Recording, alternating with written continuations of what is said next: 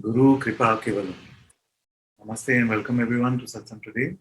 Sadguru Sri Muji Baba Ki Jai.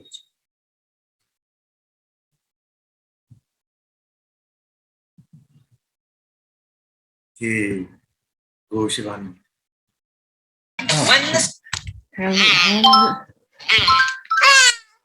It's noisy, Roy. It's noisy. Hello. Hello. Hey, Father. Okay. How are you? Very good, very good. Can you hear with that in the background? I don't know how noisy it is. Okay.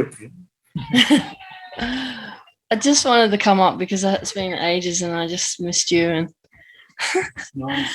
and yeah, I didn't want to wait. Very.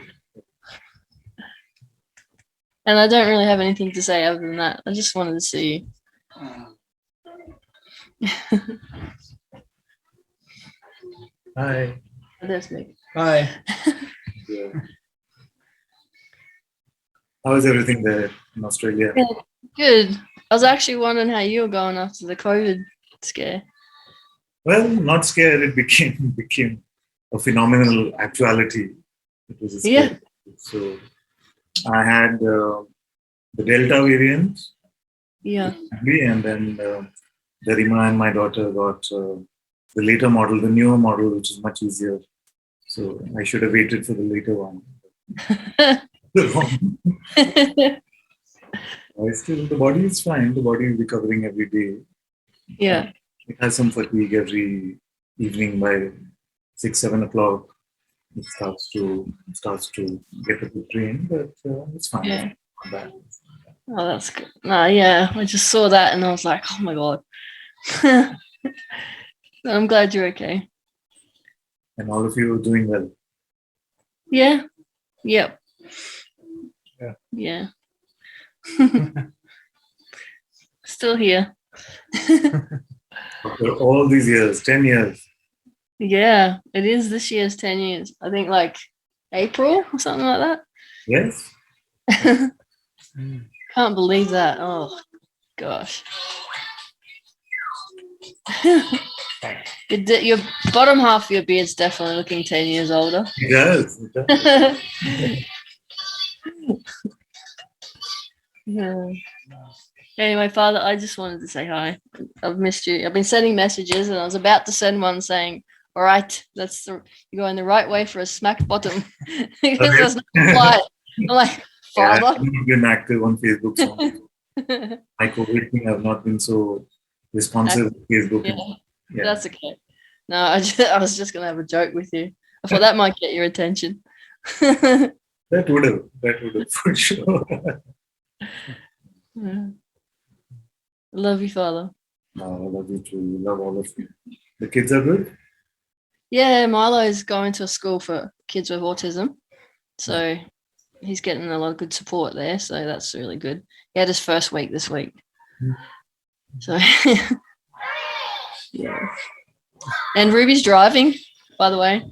What? She's driving. Yeah. Okay. She's getting a license. She's got, I think now 11 hours left before she can go for a license. And then, yeah, she's going to be driving. Oh, my God. That conversation with Ruby, and this was when we started sharing satsang, and we were having one of these impromptu sessions on YouTube or Ustream or something. And she didn't know that I was Ananta. So we were just talking. So, and then Shivani had gone somewhere, and it was just Ruby talking to me, and I was saying, and the rest of the Sangha was there. So I said, "Who is this Ananta?" So she said, "He's some guy, some guru." And then she said, "He's quite handsome, actually." And I said, "Oh." Yeah, I think that's stuck, didn't it, Father? I was like, oh, yeah. Everything else I forget very fast. Yeah, didn't forget that bit.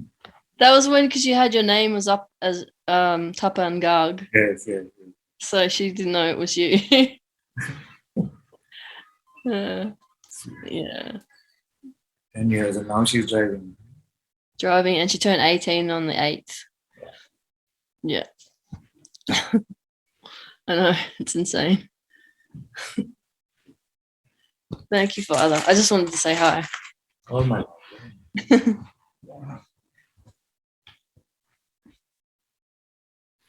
Okay, very good. Looks like there's nobody else.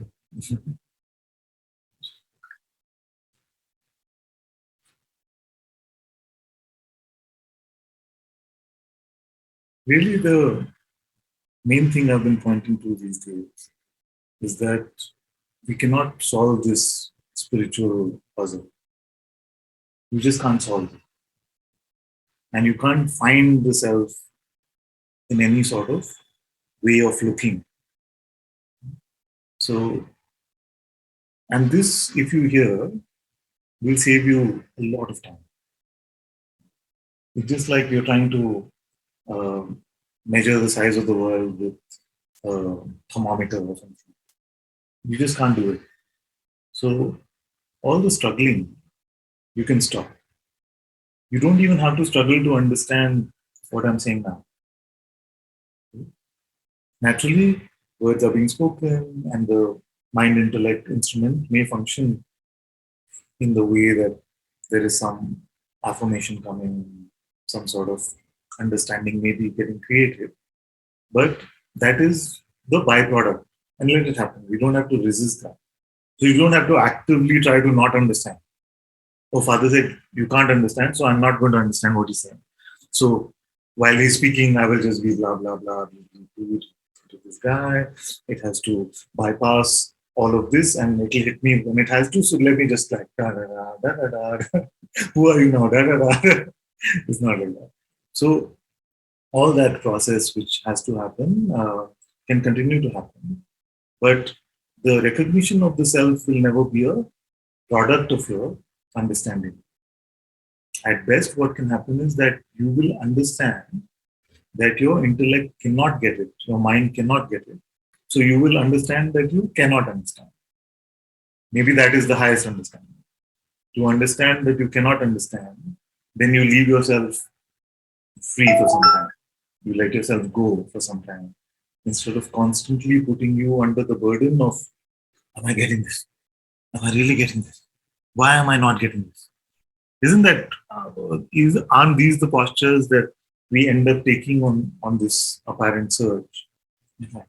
I've been trying for so long. I've been with you for 10 years. What's happening? Why am I just not getting this? Maybe I'm not devoted enough. Maybe I'm not open enough. Maybe I'm not empty enough. But all of this is to make the wrong conclusion. It has nothing to do with what I'm talking about. Because the only thing is right now. What is it that is apparent to you without having to understand anything or perceive anything? So, can we start our gatherings with this subtext always? And I'll keep repeating it till it gets completely drilled in. But realize that we are not a traditional classroom. We will not understand really what the self is in your mind. The self is not that small that you can capture it in your head. And your experiences of the self at best are the byproducts or the prasad of the self, never really the self itself. Because then the self would also be something that comes and goes, and the self would also be something that is perceivable. Mhm. Now, your mind may protest what I'm saying, but actually, I'm just saving you, all of you, a lot of trouble. Just saving you a lot of trouble. Because without your mind and without your perception, what is apparent to you? Where will you go for this answer first? Will you go to the usual place? I've already said without your mind. So do you go to your mind and say, hey, friend, what do we do with this question? What should I do? You see, the mind says, no, no, just be empty. No? Is it just like that? Just cut off that. And you can do it as consciousness. You see? Don't bother with any of that. Like that. See, like that. more than immediate, more than instantaneously. Yes. Hmm?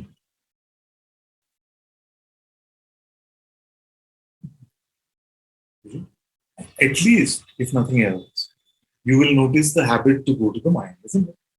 And don't judge yourself on that, but at least just notice. I say, what are you without your mind? Where do you go for the answer? And that is all that conditioning is about. We feel like some value can come from there. Some truth, some reality can come from our head, but it can't. It is bigger than that instrument. And don't worry about what to do with that instrument. Isn't that also God? We'll come to that in a moment. First, you experiment with what else you have. Then we'll see if something has to be done with the mind or not. Don't come to the mind's defense so quickly. Just see. So you have a thermometer, you have a weighing scale, you have a kaleidoscope, you have all of these instruments. Let's see what we will do with each of these. Have all of you heard this metaphor about the kaleidoscope, the radio, and the harp? How many have not heard? Okay, most of you are saying no. Okay. So this may be a useful metaphor for all of you and encapsulates mostly what I'm saying. So you're looking through the kaleidoscope. You see all of these myriad forms of images and sounds and sights, all of this. So everything that you perceive, let's call that the kaleidoscope. Got it? Everything that you perceive, let's call that the kaleidoscope. Yes? Now, within all of these perceptions, there is also one perception which is the messaging claiming reality, which is called the mind.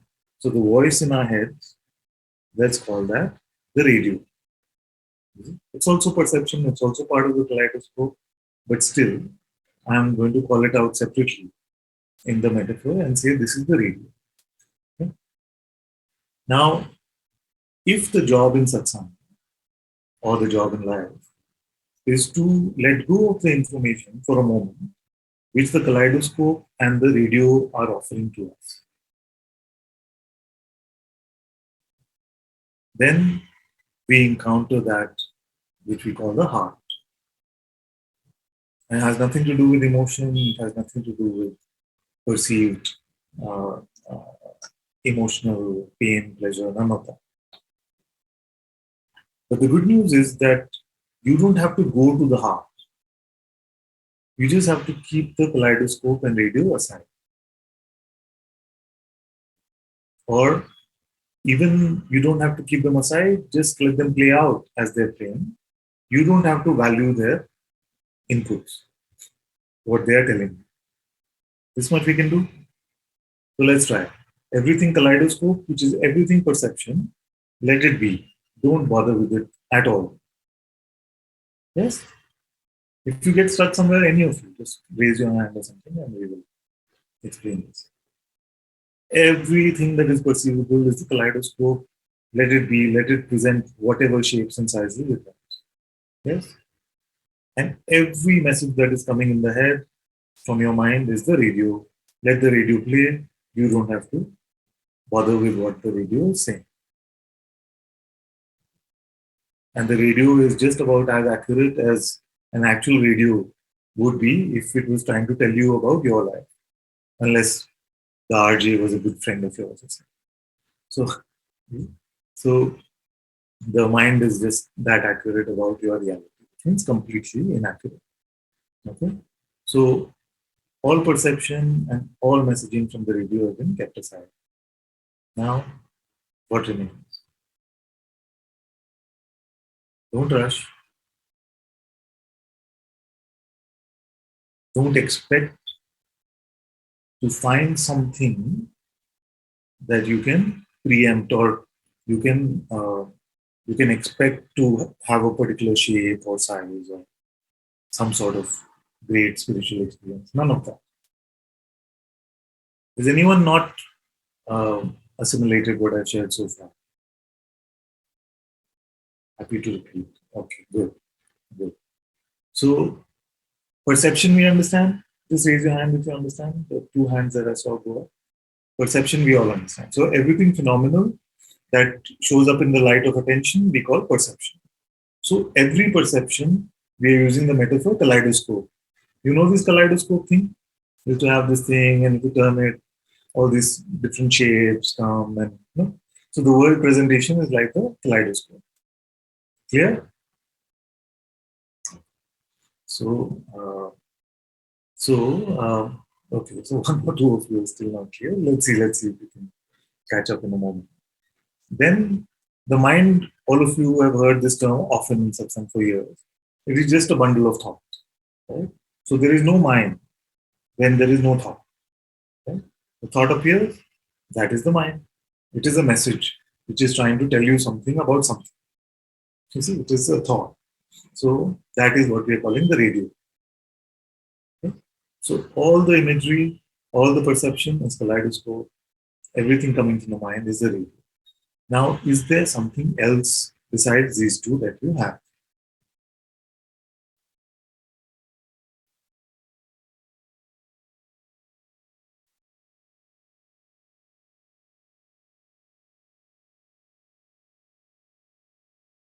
Where will you go for the answer?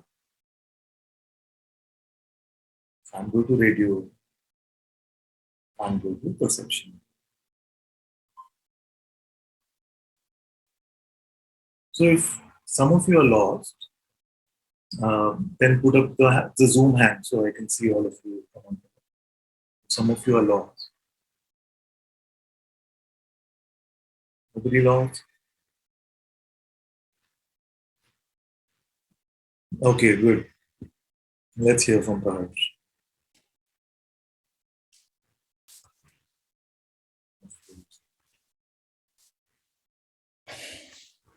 It's clear what the kaleidoscope is. It's very clear what the radio is. Beyond that, Yeah. I'm kind of lost. I don't know how to go beyond those. Yes. You don't have to go beyond. Just don't value the inputs coming from the kaleidoscope and the radio.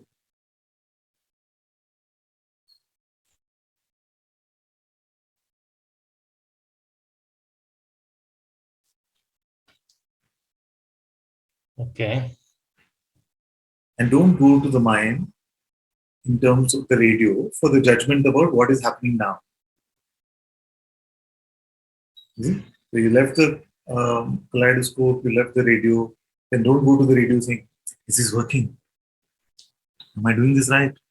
The radio is going, "Yes. No, you're missing something. No. Why is everyone else good? So that's just the radio. So learn to recognize that. That's just the radio. Its judgments have nothing to do with your freedom. Then what else you got?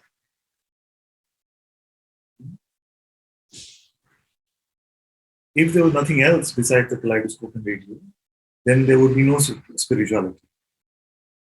There would be no need for spirituality. There would be no true spirituality. But we have spoken about spirituality enough. I want you all to taste it for yourself, what is being spoken.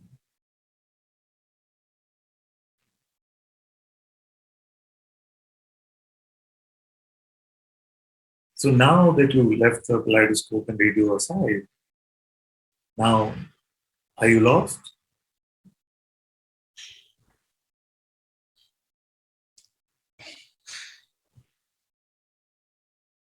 Well, when you ask such questions, again, the question immediately turns to the radio. Correct. Let the radio do whatever it wants. Imagine that there's actually a radio in the background. Your daughter is playing it, you can't turn it off. Because you throw a huge tantrum. So that has to play, okay? Now that is playing, but that has nothing to do with us for the moment. So don't bother with, okay, what song is coming on the radio next. The minute you ask a question, one song starts playing. So it doesn't matter. Yes? No, I'm not lost. I'm here. Very good. Very good. Now, that here-ness, what confirms that? Is it kaleidoscope? Is it perceived here-ness? Is it a perceived here-ness? I hope the words are not confusing. Can you perceive the amness or the here-ness that No. you're talking about? And even if you do perceive it, you may perceive like a sense of presence, but even that is the presence that is unlimited and therefore not restricted just to the sense of presence. And all these words you can only assimilate in your heart. You cannot see them in the kaleidoscope or radio. Very good. You said, no, I'm not lost. I'm still here. On what basis? What tells you that? Is it the radio again? Now there's a self-doubt whether it's actually coming from the radio that I'm. So the good news is you can check every instant. Truth is not going away. So if the radio is say playing the song called Self-Doubt. Self-Doubt. So let it play.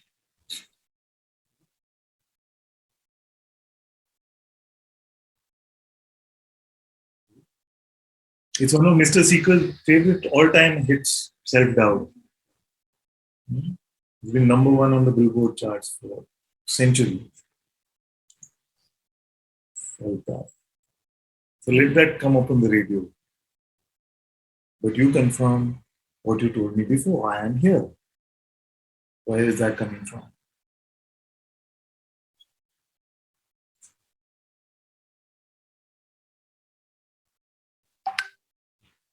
I'm still here. Still here. What is the source of that knowledge? If not the kaleidoscope or radio?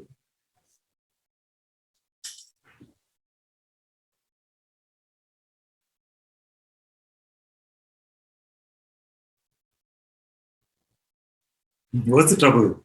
The trouble is it seems too natural. Yeah. Just, but I just am. Why does he keep asking this question? No, because it's so original to us. It can seem like an awkward question. You see?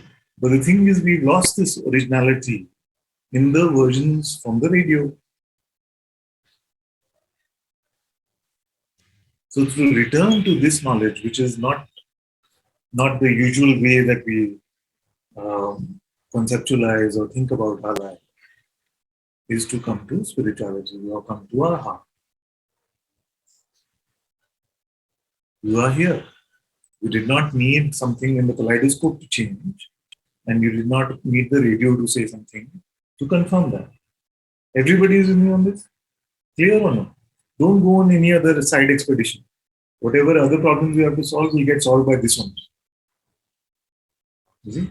Your mind will tell you, sometimes it will celebrate too soon as Guruji.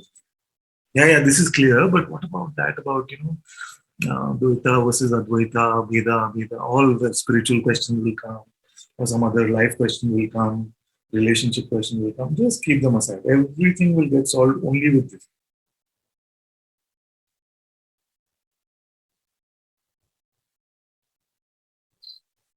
You are here.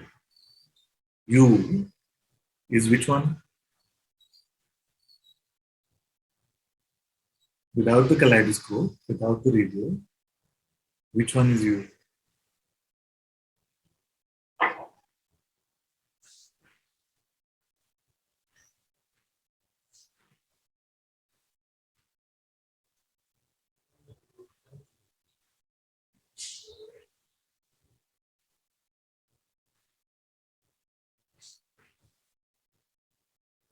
How come you did not say, there is some presence here, somebody's presence? Should I be scared, Ananta? No, I am here. What tells you about this I? It just comes out naturally. So natural, isn't it? And is it just an expression or is it apparent to you?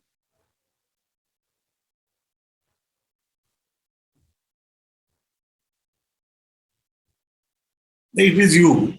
That it is you. Is that apparent to you or you're just like saying words? I'm just saying because it's pretty apparent to me. It is apparent. But in which way? Is it? This is the master key. This is the master key. It is not through kaleidoscope or radio. and yet it is apparent.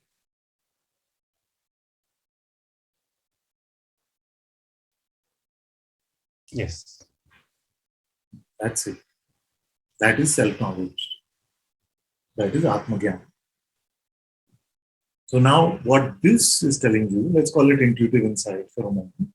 So this intuitive insight, what it is telling you, is completely different from the version that the kaleidoscope and the radio have about you.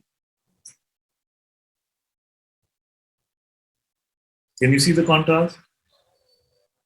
The you that just is, and you don't need any perception to confirm that, has nothing to do with the you that the mind is talking about. Although what perceptions the mind may say are you. With me? Yes? From which one? The you that you are confirming just like that, that I am here. Because you said, why aren't you saying just some presence is here? Somebody's amness is here. Say, I am here. So, and I asked them, how is it? Are you just saying I am, or is it apparent? And then Taharsh also said, it's apparent. See? Now that you which is apparent, contrast this with mind's version of you. What is the difference between them?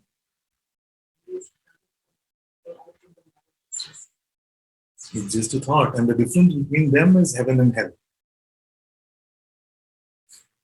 That is the difference between heaven and hell. The difference between what is apparent to you without the need of these instruments, which is just naturally, intuitively apparent, versus what we take the mind's version to be, makes the same thing feel like hell, feel like suffering, even though it may have some momentary notions of success or winning or progress.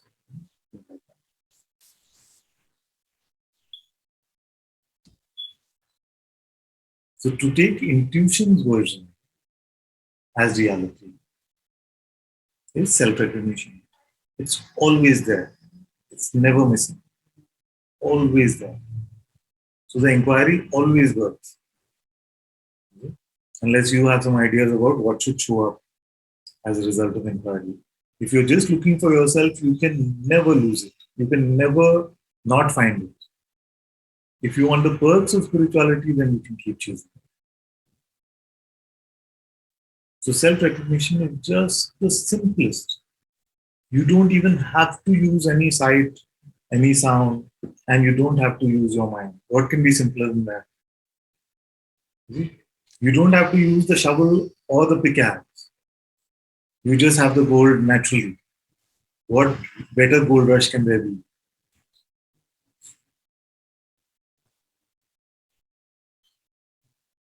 So if it is the truth that you want about what you are, then this truth is available to you like this.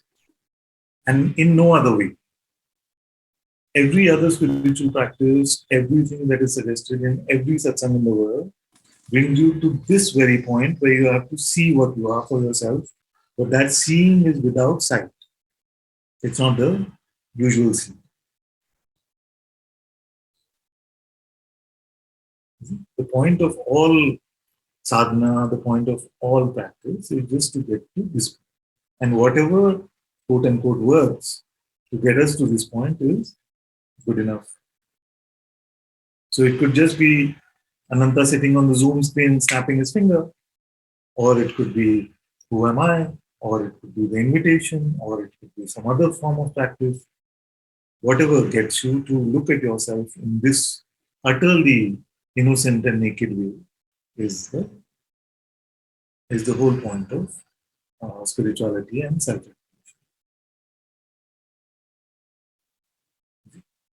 Now, if you try to use this insight which you're getting so naturally and use that along with a version from your head, you see, that's when you become a spiritual seeker. Or a spiritual seeker with a glimpse. You say, I have a glimpse of the truth, but I can't stabilize in it. Who I? Not the intuitive version of you, isn't it? Again, the mental version of you can't stabilize in it. You see? So every time you contaminate the version into the limited one, then it is going to start feeling like hell one way or the other. There is no other hell but this.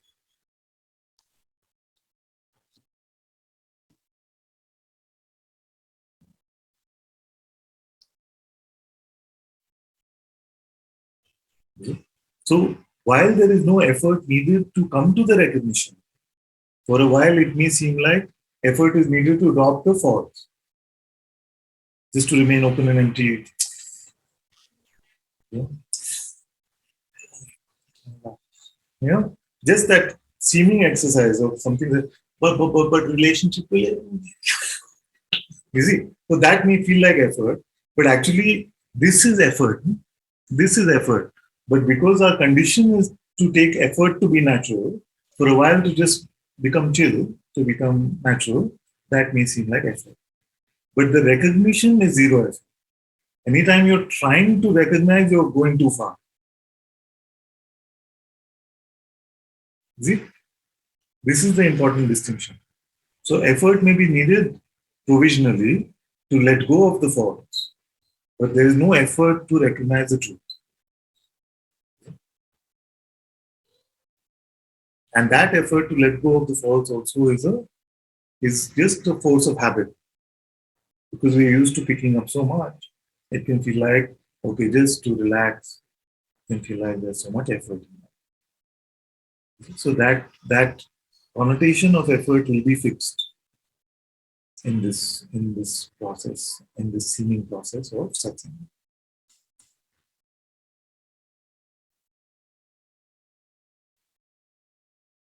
Okay. Now, what is the mind's problem? Bus. That's it. That can't be myself. Yeah, Isn't it? it's something more. Need something It's too more. simple. Right? But more would be in which instrument? Kaleidoscope. Right? And all perceptions, everything that comes and goes, is not real. It's just an appearance. And that also is not some ultimate truth. It's just a pointer, like a thought experiment, to let go, and to be able to look at yourself without the need of any phenomenal or perceptual input.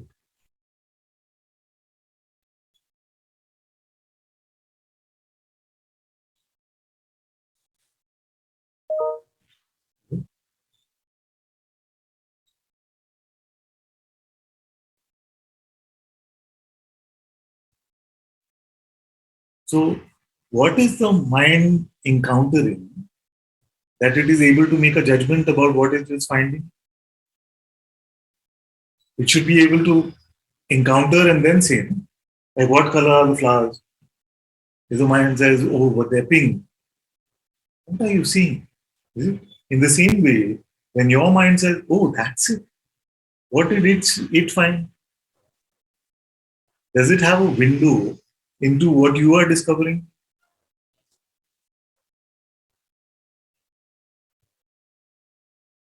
This may sound like a confusing question.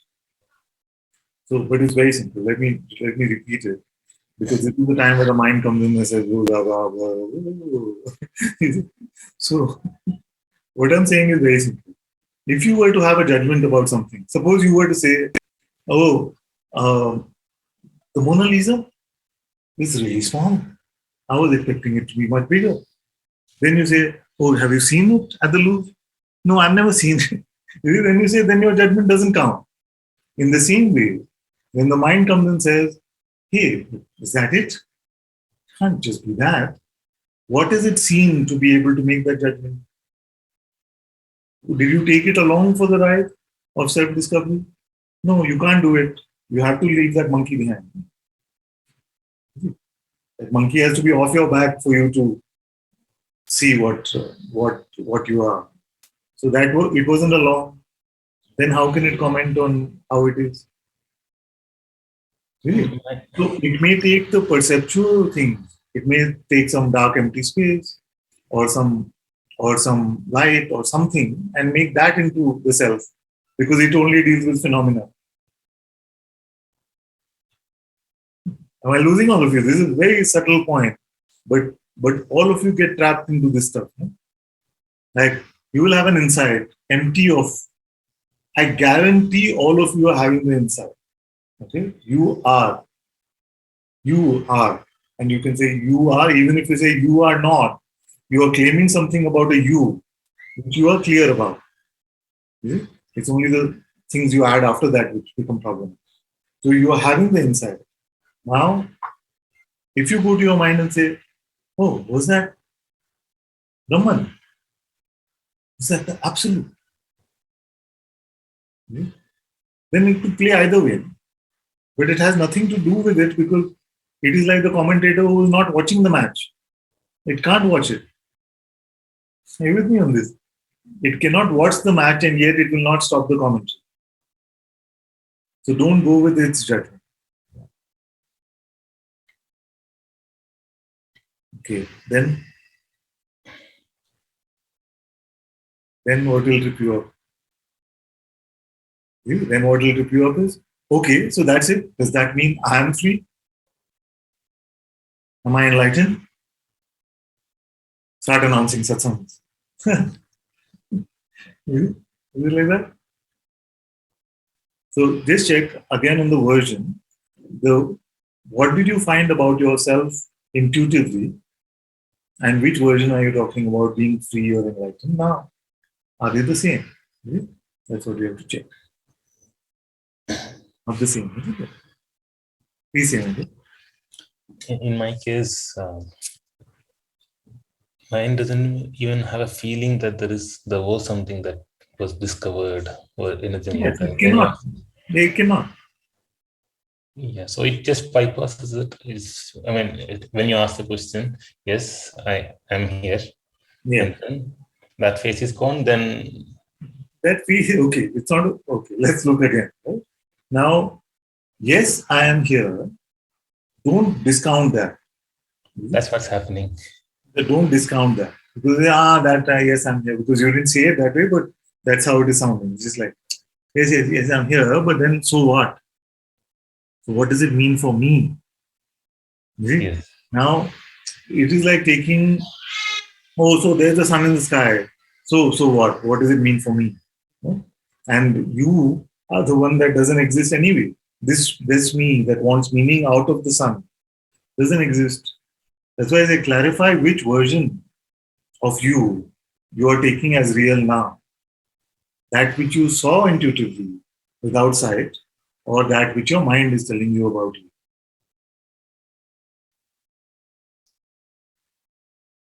Which version of yourself are you taking to be true?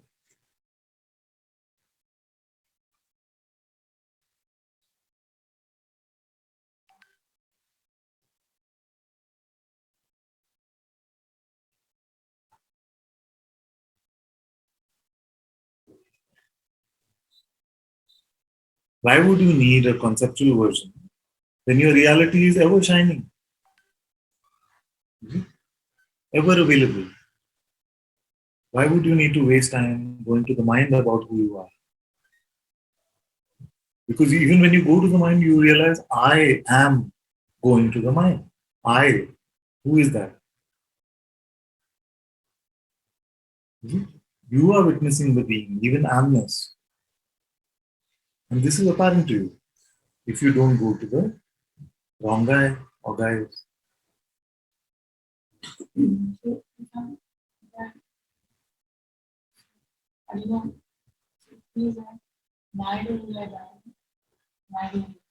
Hmm. You mean intuitively you have a sense of neither birth nor death? Yeah, Yes. I'm there Yes. before. It's just apparent, just like you are apparent. In the same way that birth and death don't apply to you is apparent. Yeah, Yeah. but then the mind says. So let the mind say. No, but let's not solve that. Because if you keep resolving, oh, this song comes on the radio and saying, okay, Mr. Self Doubt is playing, so then let's play the song of Mr. Devotion. No, let's not play that.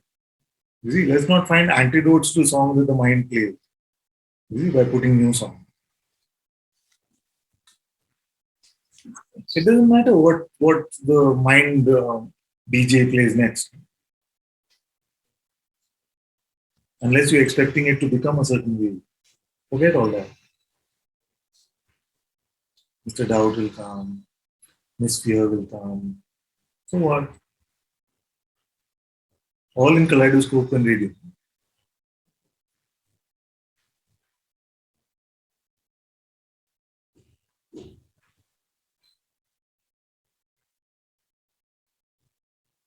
In the mind version, the kaleidoscope is huge and you are nothing. You are beyond space. You see? And this kaleidoscope is nothing. And you can check that for yourself right now.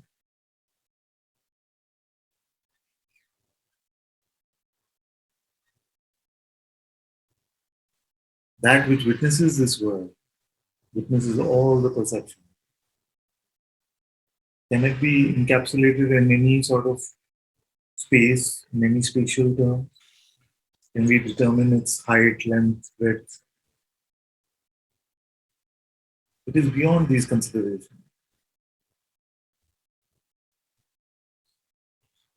You see, so for the mind version, we can say it is broader than all of this and subtler than all of this. Although even these don't apply really. It's like a completely different dimension altogether. You are. Right now. That which is witnessing even the hearing of these words. That which is witnessing the perception of this body on the screen. That witnessing cannot be captured by the greatest object in the universe, and it is subtler than the smallest atom.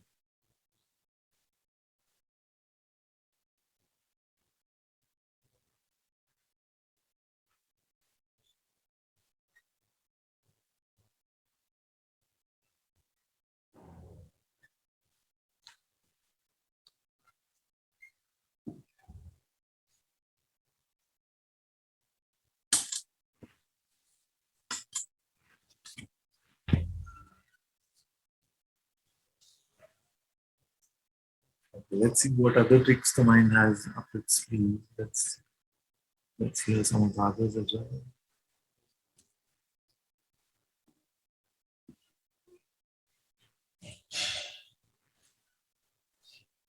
Hello, Father. My dear. Can you hear me? Yes, quite well. Now I don't know what to say. Good. Because,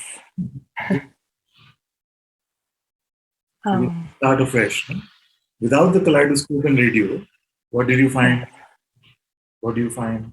And there's no pressure on this. Although I'm asking the question a bit scary. See? Don't get scared. I'm very scared at the moment. Oh, very scared. Yes. I see. It's just a scary mustache. There's nothing. It's a harmless sheep sitting here. It's scary. What are you scared of? Are you scared about what you are discovering or Ananta and his expression? I don't know really. Just in the kaleidoscope, some sensations are there, which the radio is calling fear. Okay, now besides all of this, what is there?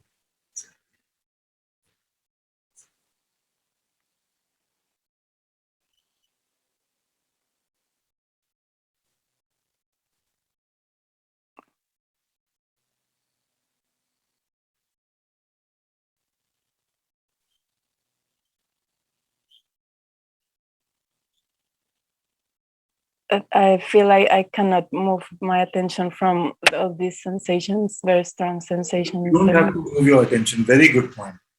Very good point. Thank you for bringing that up. I'm not speaking about attention at all. It can go wherever it wants.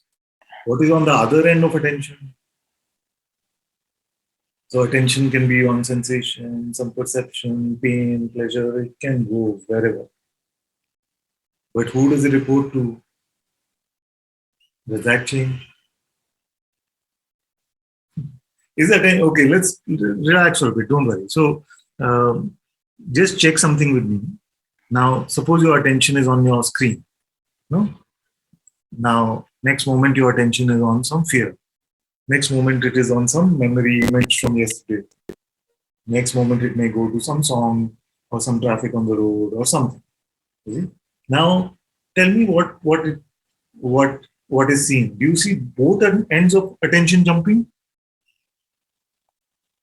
or it is just one end that changes? Can you repeat again? The question is the signal is poor here. So I said, when you see different perceptions, do you see that both ends of your attention are jumping from place to place, or only one end is changing? Only one is changing. Only one end. Now, all the trouble is that we don't realize that that end which is changing is the kaleidoscope. So let it all change. It's completely fine. What is on the other end?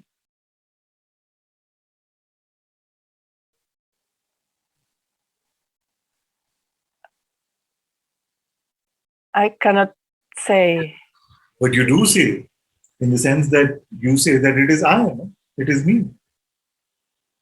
All this Yes, it is perception me. comes to you, isn't it? Really? Yes. But this Yes. you, is that ever in front of your attention? No. Is it? No. So the end which is always constant and unchanging, that is you, isn't it? Is it Yes. you hearing this voice, or is it somebody else? Because say again, please. The signal is. No problem. Is it you that is hearing this voice, or is Yes. it somebody else? It's you. No. It's me. Yes. All perceptions are witnessed by whom? By me. By you. And yet, this you has never been perceived.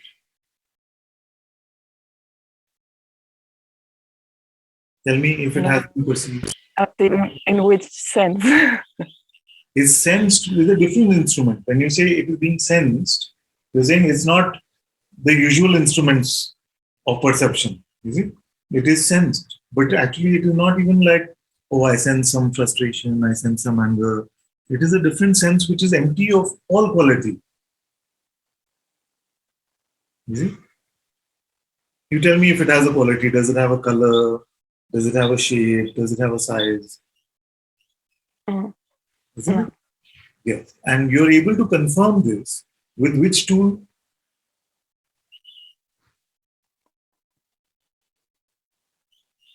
It is not through perception. Myself. Exactly. Then It's I self. can. It's just apparent. And that apparency is what we call intuitive insight. You see? Now see, and I'm using the term loosely, see what is apparent to you in this way and compare that with what your mind proposes you are.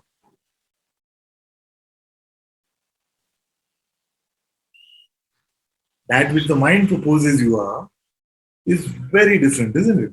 It's limited, it was born, Yes. it has problems, it has relationships, it has money, it has healthy body or not, all of these things. And for all of you here, it is on a seeming spiritual path, that you.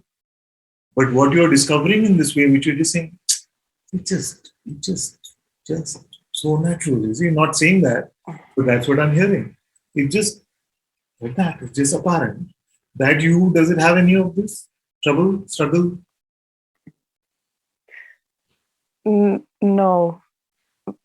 No, but the no, I'm hearing the but already.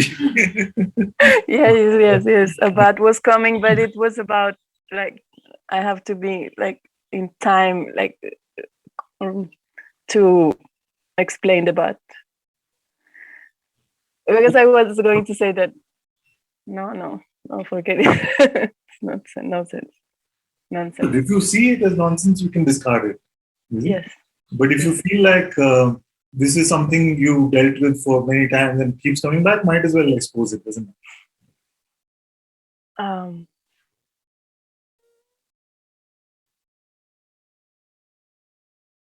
No, it's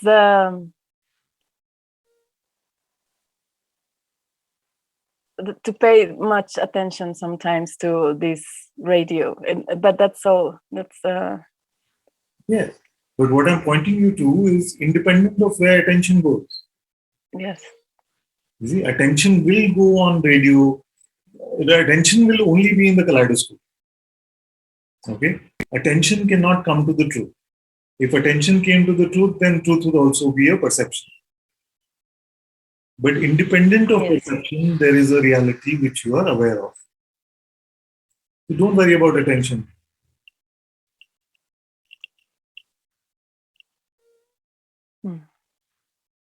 Can you Yes. send your attention to what is obvious in that natural way about what you are? Send it there, let's see. All of you. This is a very useful exercise because we still feel like it is about controlling attention.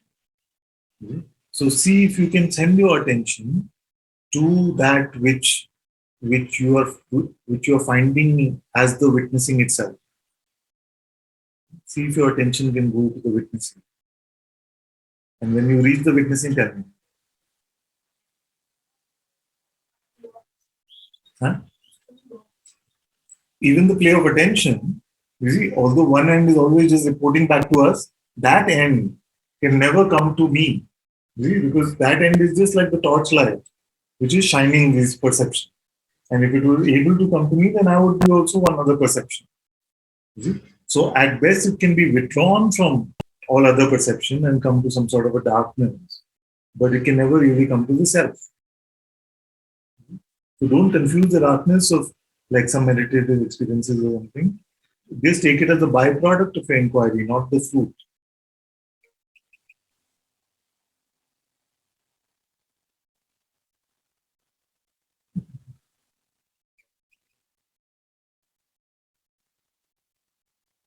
Now,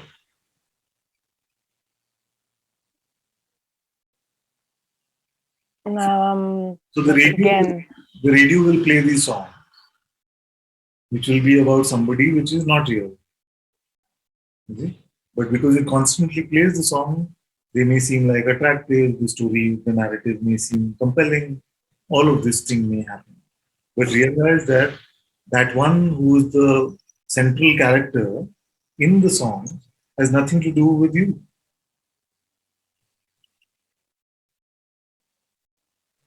You are that which you're discovering just intuitively, without the kaleidoscope and radio,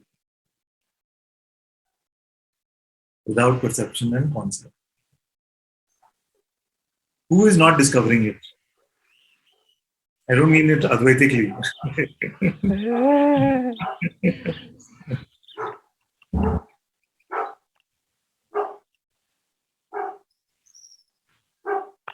Then what you would be saying is that I'm not sure who's hearing this sound.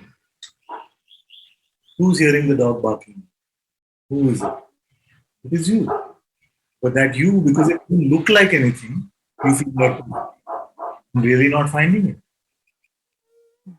That's the trouble, no? It doesn't look like anything. It is not objective. It is not. You see? Oh my God. It's okay. It's okay. So, would you be happy if you found the phenomenal? The phenomena is limited. No matter how big you saw it, would it make you so happy? No, you would see that there is bigger, the space in which it is bigger than that. So that would not be satisfactory. And yet that is what the mind constantly puts it into this treadmill, looking for something phenomenal to prove what you are. Okay, say something else, my dear. I don't know. I get completely. Which eye is this one? I don't know this. I'm feeling Elizabeth. Paula. Is it chopping for the rest of you, the signal from here as well, or is it only Paula? You can hear me well, yes? Thank you. When you say I am all confused and lost, is it your radio's version of you? Yes. Mr. Fear or Miss Fear and Mr. Doubt? It must be. remember that the radio songs are not happy. As happy as they may sound, they're not actually happy songs. It is full of limitation and doubt.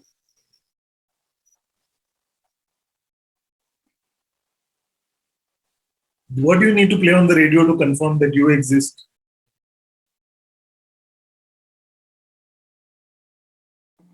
What do you need to show up No, on the radio? What do you need to show up in the perception that to confirm you exist? Nothing. nothing. No. So therefore, there is something to you about you that recognizes independent of these instruments. You see that, isn't it? So rely on the insight from there and see what happens. You recognize the radio well now?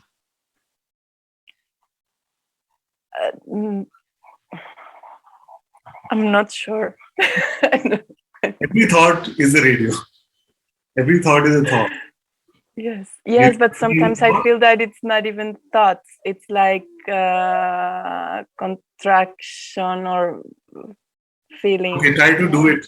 I've heard this in 10 years. I've heard this many times that actually what is bothering me is not even a thought anymore. Okay, Yes. now show me.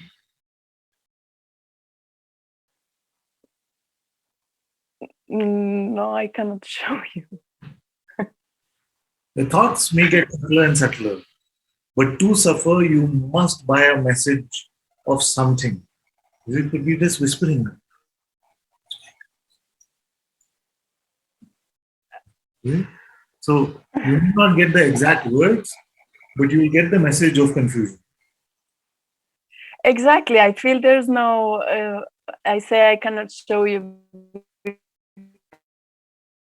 Identify something you're not getting or something. Yes. Or but you have to take a position or a message to be true to suffer, whether that individual thought is identifiable or not.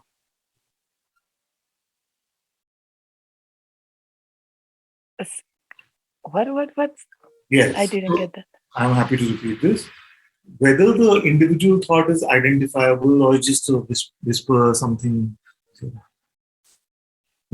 like that, or you can identify it clearly, it doesn't matter. But you have to take a position. You have to take like a concept to be true, to suffer. Like you may just suffer from the concept, I'm not suffering from thoughts anymore. They're subtler than that. That's also a concept. So leave that.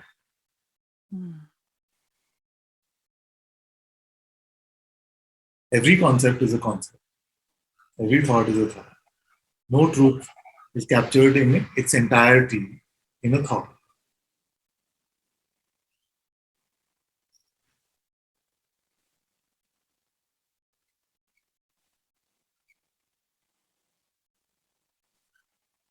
If I feel I'm trying to understand it, like intellectually.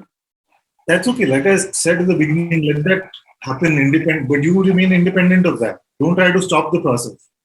I don't know if you were here right at the beginning, but I realized the mind can play this trick. Oh, Ananta says, don't understand, but you're still understanding. But just stop understanding. No, that's not what I'm saying. The intellect can do what it wants. On that playground, football can play or cricket can play or whatever can play. It doesn't matter. See, I'm saying what else is there to you besides that intellect, besides that mind.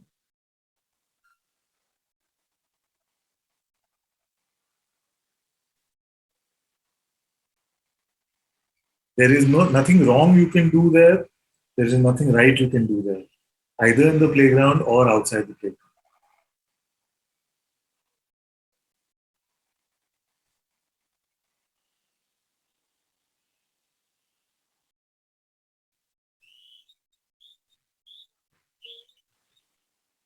All the playground stuff is the kaleidoscope stuff.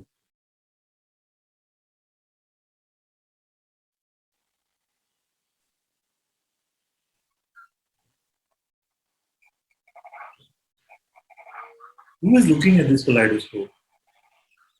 Who is looking at it? I am looking You at are.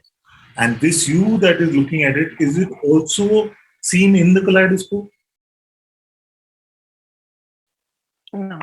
That's it. No. That's it. That's the highest. See? Your mind say, oh, but that's it. You see, but it is not, like I was talking about it, it is not part of this game anyway. So its commentary is not valid. How do you confirm that that which witnesses the kaleidoscope is not in the kaleidoscope? How do you confirm? By not taking yourself to be an object, so you let go of the fault, but you also see that you are not, no, in the kaleidoscope. You also notice that, but it's not a sight noticing. That is intuitive insight. That's it.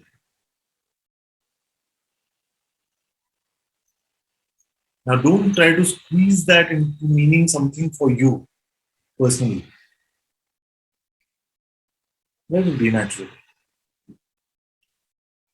When you are free. If you make it again about the one that has the narrative, then you've taken your spiritual experience into the seeker identity. Forget about it.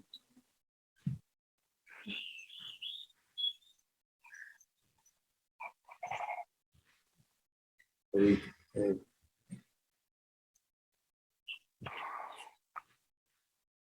Thank you, Father. Thank Love you. you. Very lovely.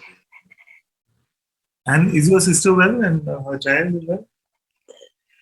Laura? My sister is she's well. She's going through some strong situations, but I feel she's well. She's doing well. She's bringing all to satsang, to her satsang. So I feel that's Very, very. the most important.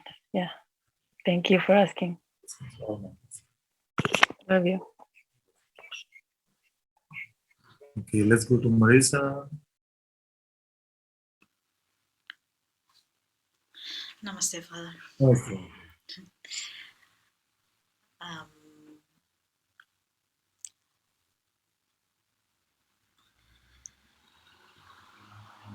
don't know, I just felt like to come up. And after you spoke, you go to the place, and it is true, once you're in the place, everything vanishes. Well, you see the mind. When I see the mind, it seems like that doesn't vanish, but it's sin, Yeah.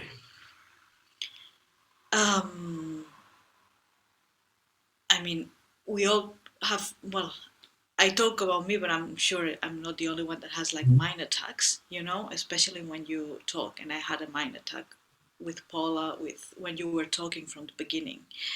I'm sorry, is that something opens up? Sorry, Guruji. Okay, that's okay. Is that the music? I don't know why it opens up, keeps We opening can up. hear, we can hear. It's fine. Thank you. And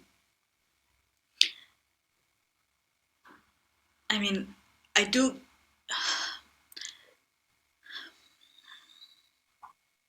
Can we try together my way? Yes, yes. Okay. So let's see if we can make it a bit simpler. What I've said so far is somewhat clear to you, although your mind has been attacking. And even if it is not clear to you, I'll re-emphasize so it does become. All this perception is here. Every sight, sound, taste, touch, smell, all of this is perception. Yes? Yes. Now, there is also an interpreter's voice, which is saying this means this is good, this is bad, all of this. So let's call that the mind. Yes? Now, is there anything else to you than these two? Do you have anything else besides just perception and the mind? No. There's Because nothing else. my mind tells me that there has to be something else. The mind tells you there's something else. I'm telling you there's something else. Both are on the same side for the only time ever. So, so okay. So therefore, a question may be pertinent here, which is to ask: so that it witnesses the mind and it witnesses all this perception. Is that also a perception?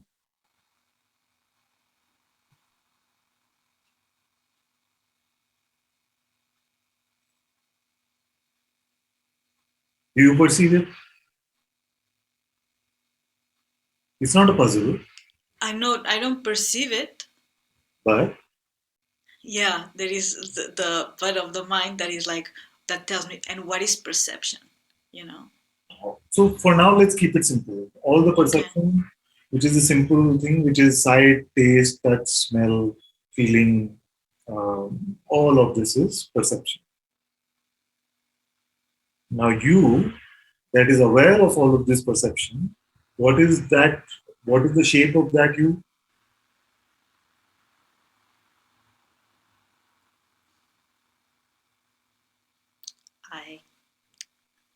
I cannot see the shape. But Cannot there be. is, yeah, there is always like this mind that tells me, but are you saying that because he says it to you? You know? Okay. Or is it for, or you're seeing it for real? You know? Okay. So for the Sorry, next that 5 was minutes, music. for the next 5 minutes, and the music is playing. We didn't hear it anyway, so it's fine. Don't worry about it. So for the next 5 minutes, we won't care about which song is playing on the radio. Yes, deal or no deal. What? Sorry. For the next 5 minutes, we will not bother with what comes up on the radio, the mind, Mhm. Okay. because I want to talk to you. I don't want to talk to your mind. I know what the mind will say. Yes, Yes. very good. Now, I'm just asking a simple thing. That which witnesses everything, can that be witnessed?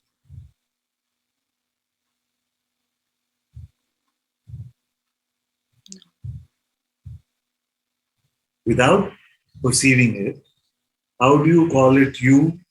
How do you know it is I that is perceiving it?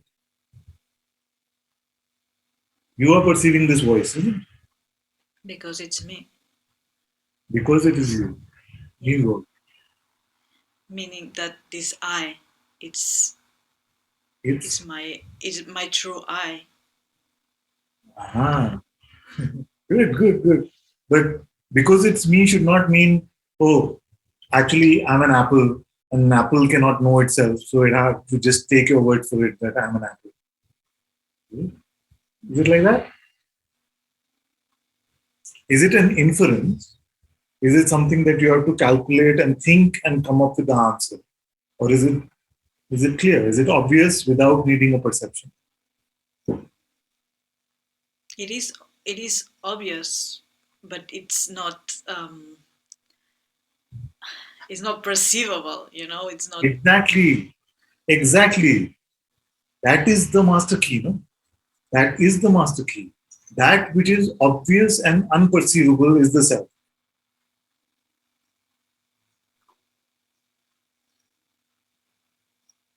See? That which is not obvious and not perceivable is nothing, is unreality. See? That which is perceivable and obvious or unobvious cannot be the self. But that which is obvious and unperceivable is the self. What is that? You are that. You are here. No? That is obvious. Even before here-ness or there-ness. You are. Even before are or not. You. Am I being or not being? That comes later. I am. It's obvious. Unless you try to make it obvious in your head. You see? So it is obvious to you but not obvious to your head. You see? And that's why they can I meet you without your head? Because in your head it will never be obvious. You will only conclude things. So that which is obvious to you and yet never perceivable is you, is your reality. Now what does that one want?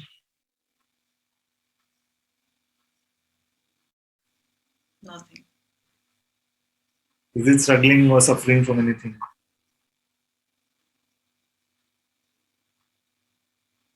No. Now, every other version of you is just a made-up version, doesn't exist.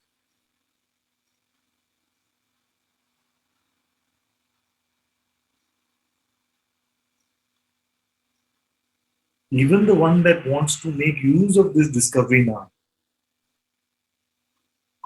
or want to settle in it or be stable in it,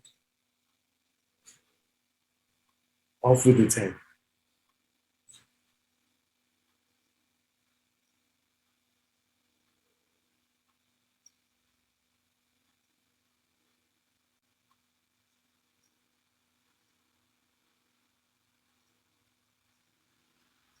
Don't listen to the radio. You can hear it, but don't buy its story to be your story.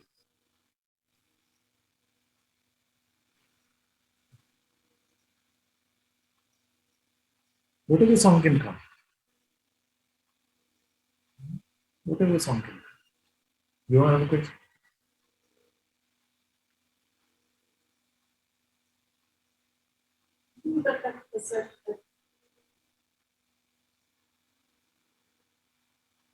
When I ignored it, that I was spoken.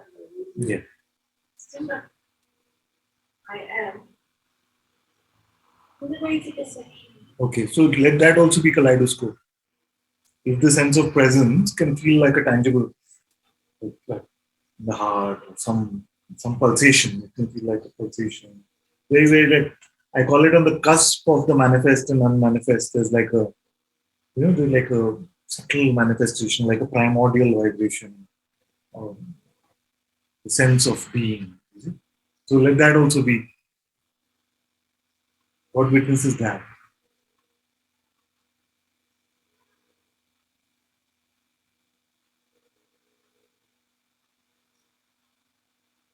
When I try and break down to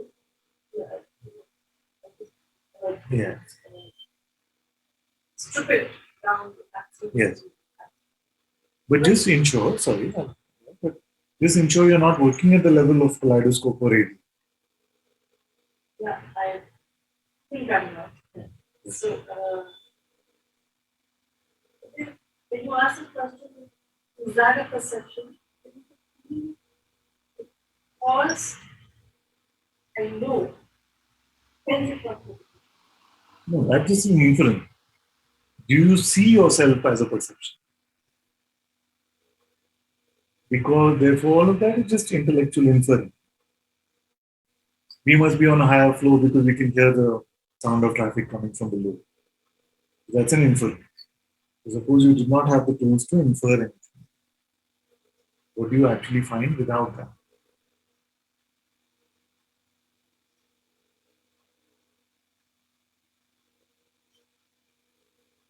You are hearing these words. You are hearing. That you that is hearing these words, do you hear that? Or do you see it unperceivable and yet obvious that it is you? That one, does it have desire or suffering or aversion or birth or death? That one. Now, what will happen is that the narrative that we have valued in the past will want to squeeze this one into that and say, okay, now what does this mean for me? What does this mean?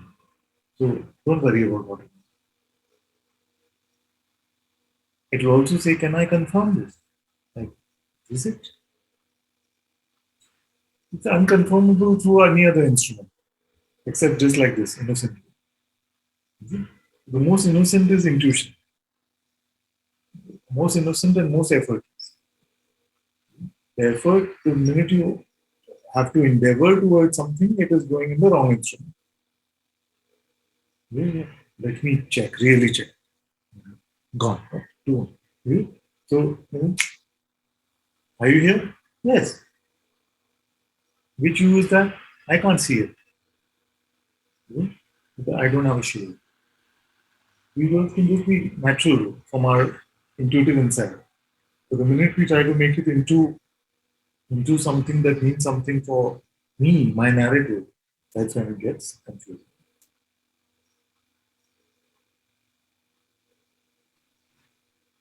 Now the mind may have one complaint saying it can't be that simple. What have I been doing all these years? But it is. It is simpler than any simple.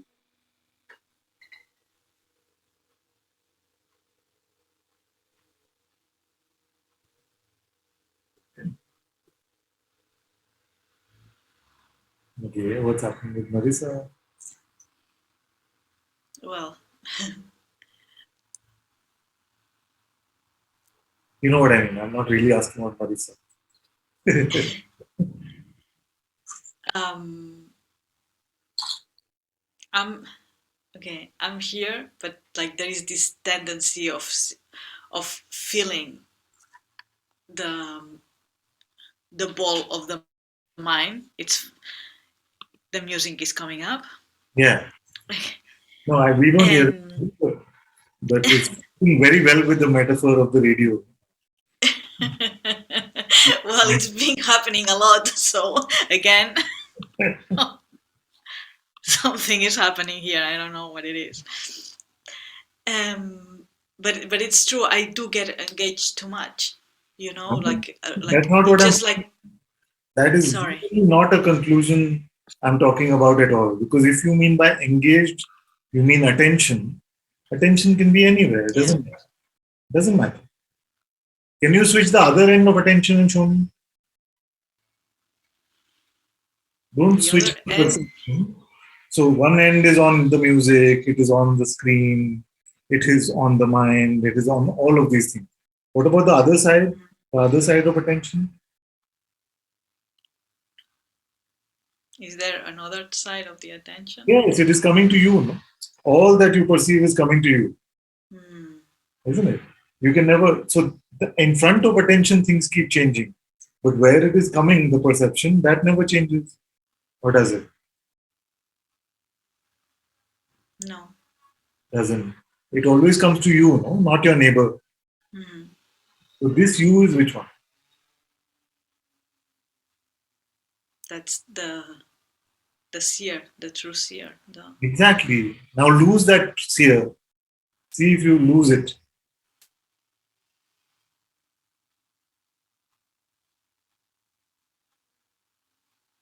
Can you lose it? No. Can't lose it. So you have found yourself.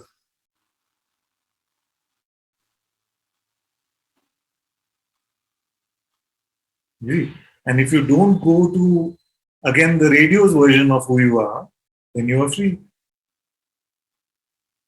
Otherwise, you will make this into a spiritual experience for the radio guy and say, in the song, there will be a paragraph which is talking about how you had an insight about who you were. You see the difference? So don't insert your discovery into your narrative.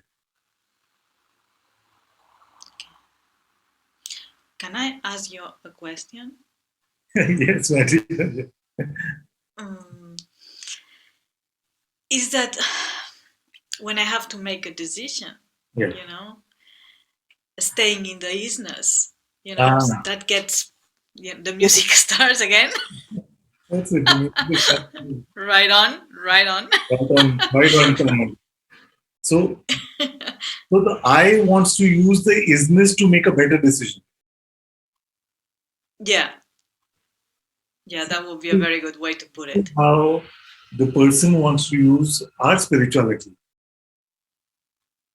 I want God so that I can be happy. I want the truth, or I want the discovery of the truth so that I can be in a better state. But this I is the false one. So if we want God so that God can make that one happy, then our true God is still that one only. It's not God yet. It tricks me. Like, you know, it seems like it's like a good thing, you know, it's exactly. It tricks you that way. It pretends to be your friend. And says, I'm only helping you. How do I make better decisions? Don't take yourself to be that one. That is the best decision.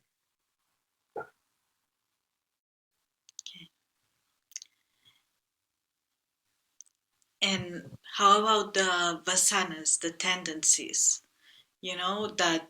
that pulls, like, really, like, for instance, that could be, Yeah. that is one that is pretty big. Then relationships, like the right relationship, Yeah. daydreaming. Sorry, the music again. Yeah. This is It's like that. crazy. It's like that.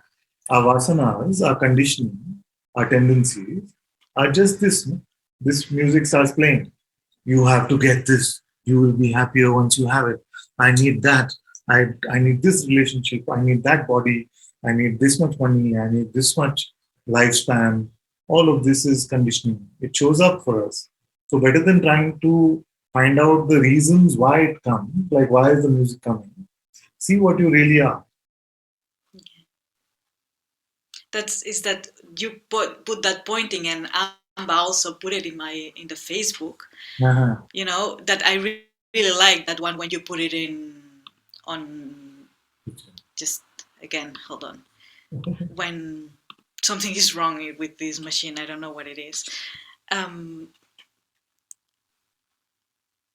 About just you pick up one leaf, or one thought, Yeah. and you pick the whole tree, and it's true. Once you pick up, and Guruji, I also heard it, and it's true. Once you don't pick any, it's okay. But then there is like this twig, that starts like, and like mind tries to find any way for you to grab that leaf,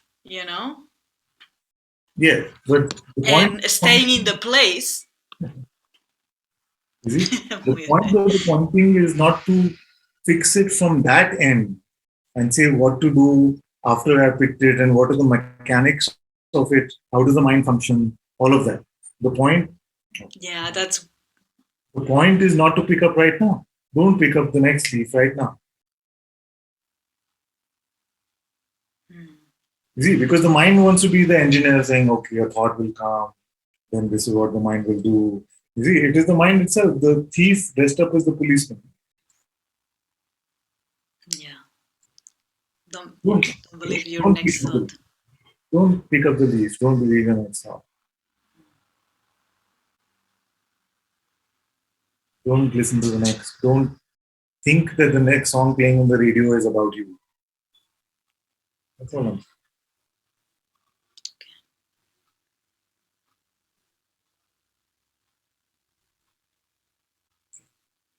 I've been grabbing hold a lot, like, of the music of your book, the consciousness, speaking of consciousness, and that I could only read the first chapter if I could, at the beginning.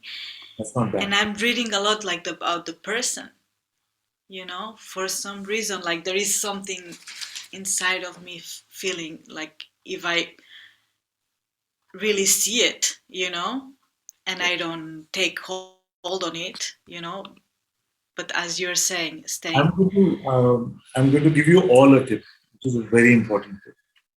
All of the pointings, everything in that book, everything that you're hearing in Satsang is not meant to be used with the wrong instrument. So don't use it with your mind. Don't use it in trying to perceive something. Then read the book and it will be like butter, smooth. Many have told me it is the most difficult book I've ever read in my whole life. Actually, it is the simplest. You see, but when we try to construct, like when we read books usually, we're trying to construct a philosophy in our head, a conceptual framework in our head. But when we are reading a book like that, it is constantly chopping everything, including its own construction. You see? That's why it can seem like I'm reading and reading, but what am I really getting? What am I really getting? Nothing. It's meant to chop up what you already have, not to give you more stuff. Yeah, that's exactly what happened. Like, I read one whole chapter, I was really surprised, and I was in a coffee shop, and I was in the isness, like, all the time. I was even surprised, Is the isness a place that you jump in and out of? No. Yeah. It's there when you leave the mind. Is there even when you are in the mind? Like, true. Completely always your reality. You see, it is just consciousness takes itself to be something else when it believes the mind's version. And when it drops the mind's version, it is apparent to it that it's made up of this pure witnessing itself, of awareness itself. So it's not that you have to send your attention into some business or something. You can't do it.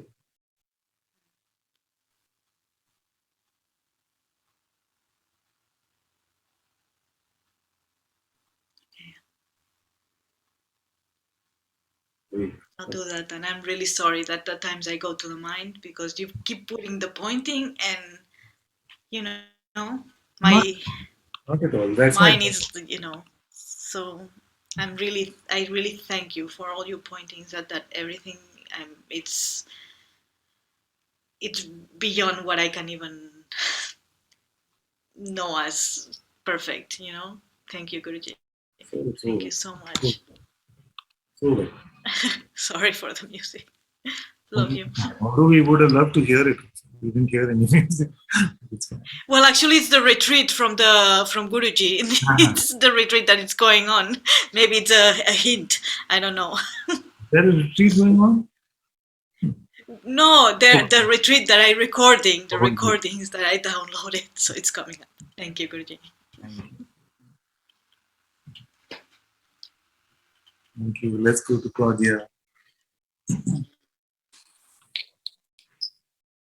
Hello, Father.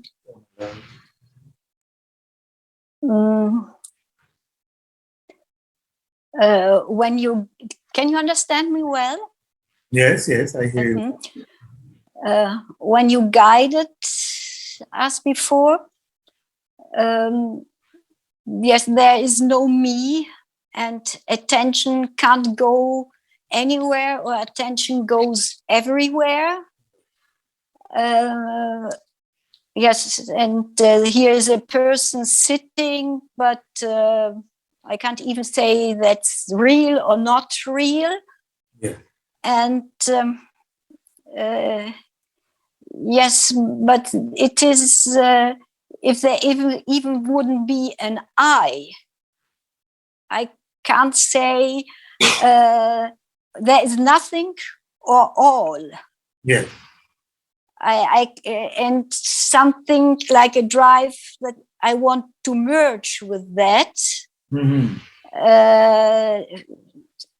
Yeah, but there are no feelings, no sensations in me, and yes, only this. I can't say I am that. It's something in me perceiving it all. Yes, but when I go to mind would say yes, jump in that. Sure. Maybe. But I can't say. Sure. I can't say I am that. If yes, there is no me, but there is no I. Okay, very good, very good. Let's start with this. This is very good. Thank you. This is a very, very important point, which is helpful for everyone. So thank you for bringing that out. Now, I'm going to look at this with you and see if you can follow along. So if I ask you, are you aware now? Are you aware? Yes. No? Yes. You see that you are. It is apparent. You don't have to use any method of perception or of thinking or of intellect. Nothing. It is just simple. I am. Now, when we take this insight and we try to bring it back to our mind and say, now you tell me what this means. On the basis of this, can I say this or can I not say this? All of that is a fruitless exercise. Is it? So it is what it is a fruitless exercise. It is a pointless exercise. Okay? So what I want you to do is just look without sight, like I've been saying. Am I aware now? Yes. Doesn't matter whether your mouth says yes or no, or whether the thought comes yes or no. It doesn't matter. Just the looking is what is important. Now, this insight, Don't bring it to the mind and say, okay, what does this mean? On the basis of this, can I say this about myself? Can I not say this about myself? Forget all that. Forget all that. There is nothing missing in your inside. There is nothing missing in your inside. Really? But when you try to make the insight into an understanding, that is where things will get confusing. You see the difference? Yes, it's like this I. Awareness is there. Yeah. But that I am awareness. It's not. Yes, must be intellect who wants to bring this together. It is. That is why I'm avoiding you with the trouble. You see, I'm Yes. saving you Yes. It is the intellect which says, "Oh, awareness is there, but is that really me? Is that I?" Yes. You see, now you can't get it in the intellect, but Yeah. to you, it is clear. You are hearing these words.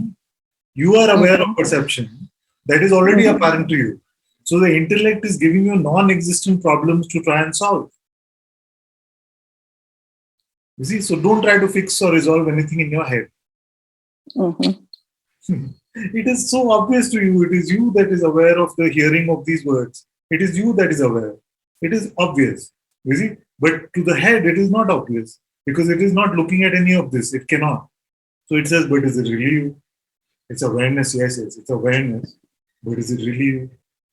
Then how to find that? You see, so it tries to make it into an exercise of intellect, where it is not an exercise of intellect. It is an exercise of childlike innocence. It is an exercise in childlike innocence. It is not an exercise of superior understanding. Yes. Intellect wants a no-name awareness. Exactly. Yeah, it's pure awareness. Therefore, it can't be you. You see, so it wants to be these kind of spiritual sort of problems and the ideas of spiritual progress and higher seeing and all of that. But all that is in your head. Don't worry about it at all. Allow your insight to remain childlike and innocent. The minute you try to make an understanding out of it and say, yes, I saw this awareness. It did not have arms and legs, but does it have a stomach? No. It's so stupid. It just becomes absurd sort of question. And we feel like we have to solve them. Yes.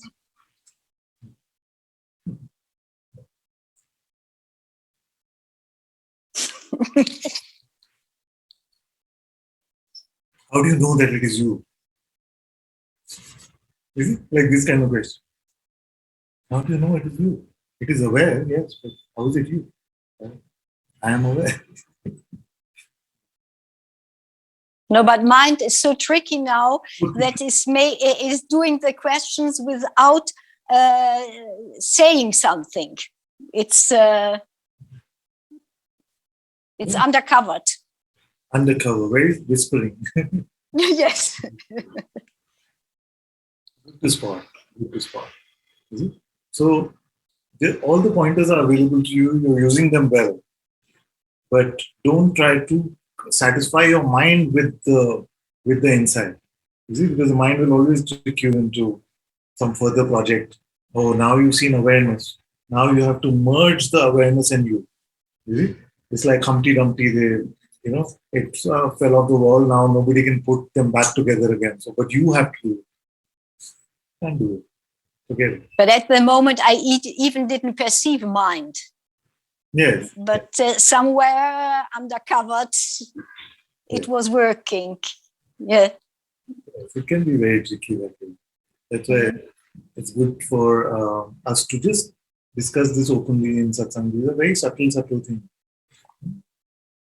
It's very good. Very good. Thank you so much to this guy that. Very good. Okay, let's go to Satya.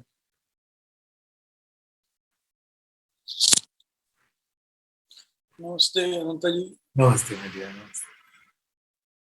Namaste. I have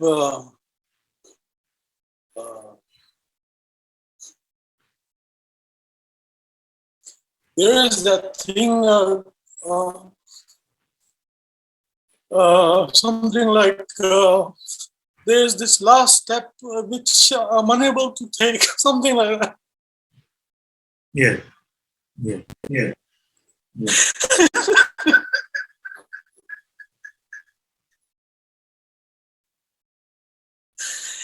It's like I've come to a kind of a, but something is going on that can't go beyond this point. Let's look at this. I'm happy to look at this. Let's look at this. I'm happy to look at this. It's echoing back, so we'll maybe mute you for just a minute. And it's echoing back, so we'll maybe mute you for just a minute. Okay. I want to tell you a true story. This has happened actually. So once what happened is that there was this lady, she got married and she wanted to have a lot of children. But then they tried for many years, but she couldn't have children. So the doctor told her, you can't have children. So what happened is that her third child, it grew up and became a spiritual seeker. The third child of this lady who couldn't have children, and he grew up and became a spiritual seeker. So when he was in the spiritual seeking, he came to the brink of it, to the brink of it, and then he just couldn't get it because he couldn't take the last step. So how do we help that one?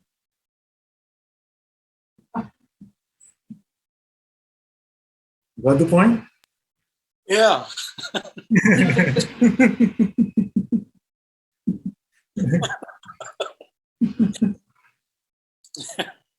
And if you took that problem to be true, then you're stuck. No?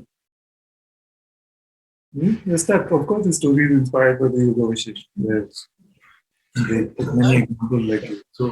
So the one that doesn't exist, what step can you take? What step can you take?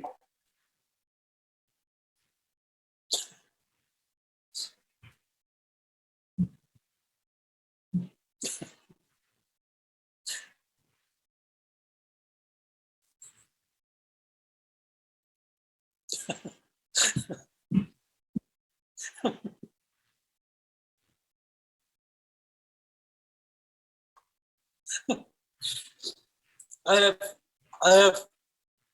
This is the book, the only book of Muji Baba I have.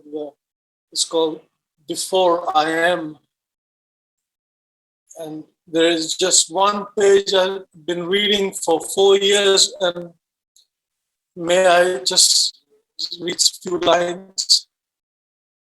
It says, and that's why I came for this. A feeling of joy is present when you remember and turn within. A feeling of joy is present when you remember and turn within. Again, I stress there is that awareness in which the turning or non-turning of attention is witnessed. So,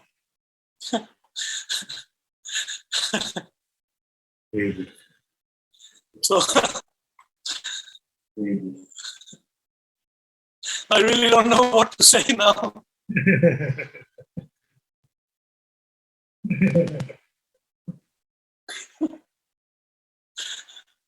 Let all your problems be my problem.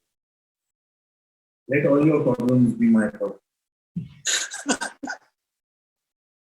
Last step, second last step, leaping in, last step, second last step, leaping in.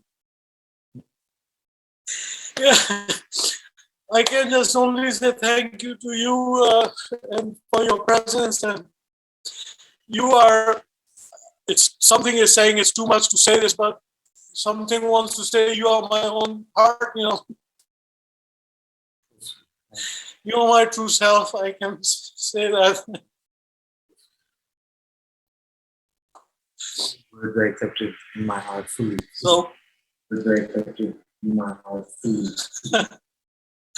so I really request you, please, whatever this is, it finds its solution in your feet.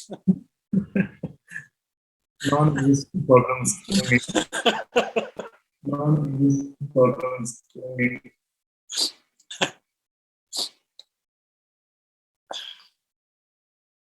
full love. Thank you. Full love.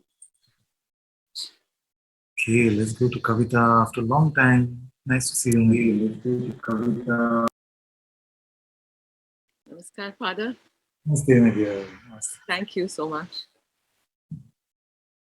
So, Father, I understood what you said about being here and not being, the radio is not you, and not identifying, or it doesn't matter what the kaleidoscope or the radio is saying or doing.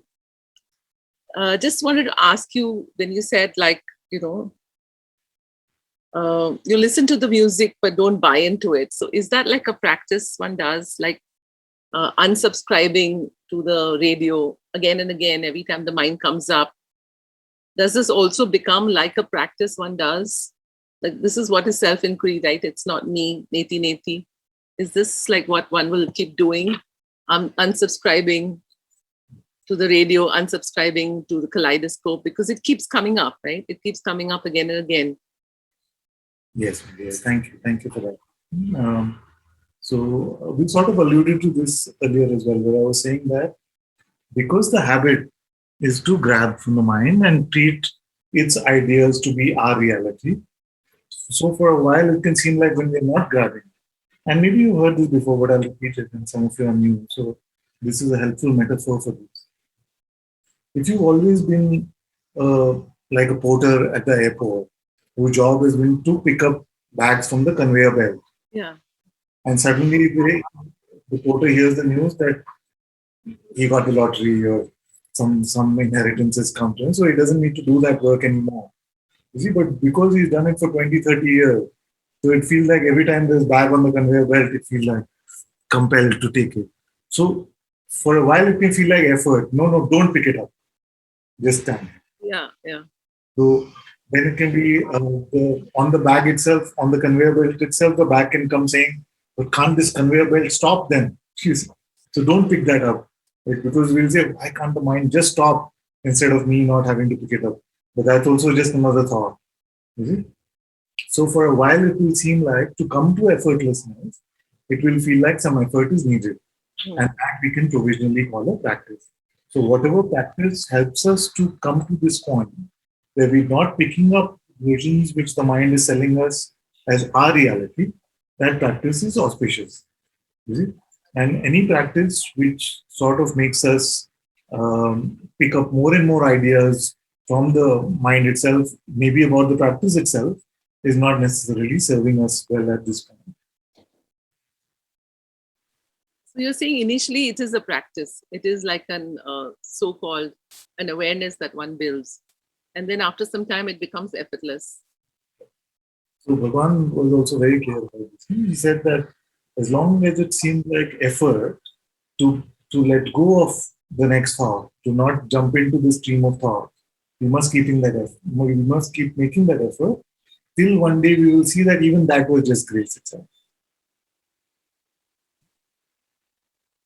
So every time there's suffering and there's intense suffering, then one just unsubscribes to it. So that is like an ongoing process, 24/7. Well, you will notice that you're not buying into so much actually. Just when you carry this feeling in your heart, when you carry this intention in your heart, then you will notice that you can check now that in the next 10, 20, 30 thoughts that come, how many are you really subscribing to? It's only those which have been nurtured with a lot of belief in the past. They seem to have a lot more gravitation pull. So you may need to. So what you could also do is, if you notice a pattern which is repetitive, right, and you notice that most of the other stuff doesn't get belief, but something about some relationship or something about some insecurity about something that gets, then pull that one into your inquiry. Okay. And say, who is that one that wants to have $1 million in the bank? Or some, whatever the idea may be, you know, or wants to be free even. Like anything which keeps getting you again and again, pull that into your inquiry and keep inquiring on it as much as you can whenever you get time, till when that thought comes. When the notion arises, it doesn't become laughable. You can continue that inquiry. It becomes light and laughable after a point. Just like the other ludicrous thoughts which you let go of, this one will also become like that. Only if you notice a repetitive sort of pattern which keeps getting you, like one particular thought pattern which keeps grabbing you again and again, you can pull that into your inquiry and use it as fuel for your inquiry. So my question is, does this remain like a constant practice, like a constant awareness that you're doing, or it's just something one-off? More and more natural, really? More and more natural, and you won't have to, it will not seem like effort. It will seem like a very natural life to not pick up from the conveyor belt. Whether the conveyor belt is on or off will not matter so much to you anymore. And what will happen is that there's only vigilance to the extent that you don't get into any sort of denial, which means that if some thought is there, it's making you suffer, you're buying into it, but we get into some sort of a denial saying, no, no, no, but I am the self. This is not really happening to me. Instead of that, better to look at that and say, okay, what is it that I'm buying into this notion? Instead of trying to push it out or using other concepts. Father, there are certain, suppose, areas in your life that you need solutions for, like, you're looking at life for solutions. So is that like something that doesn't matter at all, the solutions? Like, suppose, I'm looking at myself and my daughter and looking for a solution for some of her problems, her health problems. So is that like something that one should just not do and unsubscribe to the whole thing? So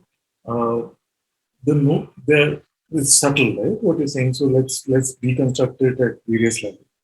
So there's only one way in which life can pose a problem. That way is that when we say that I know better than what life is doing, we say, okay, something is not right. It could be better because of this. Yes. Better is a notion that we have. Yeah. So that is the first part. Right? So how would a plant solve a problem?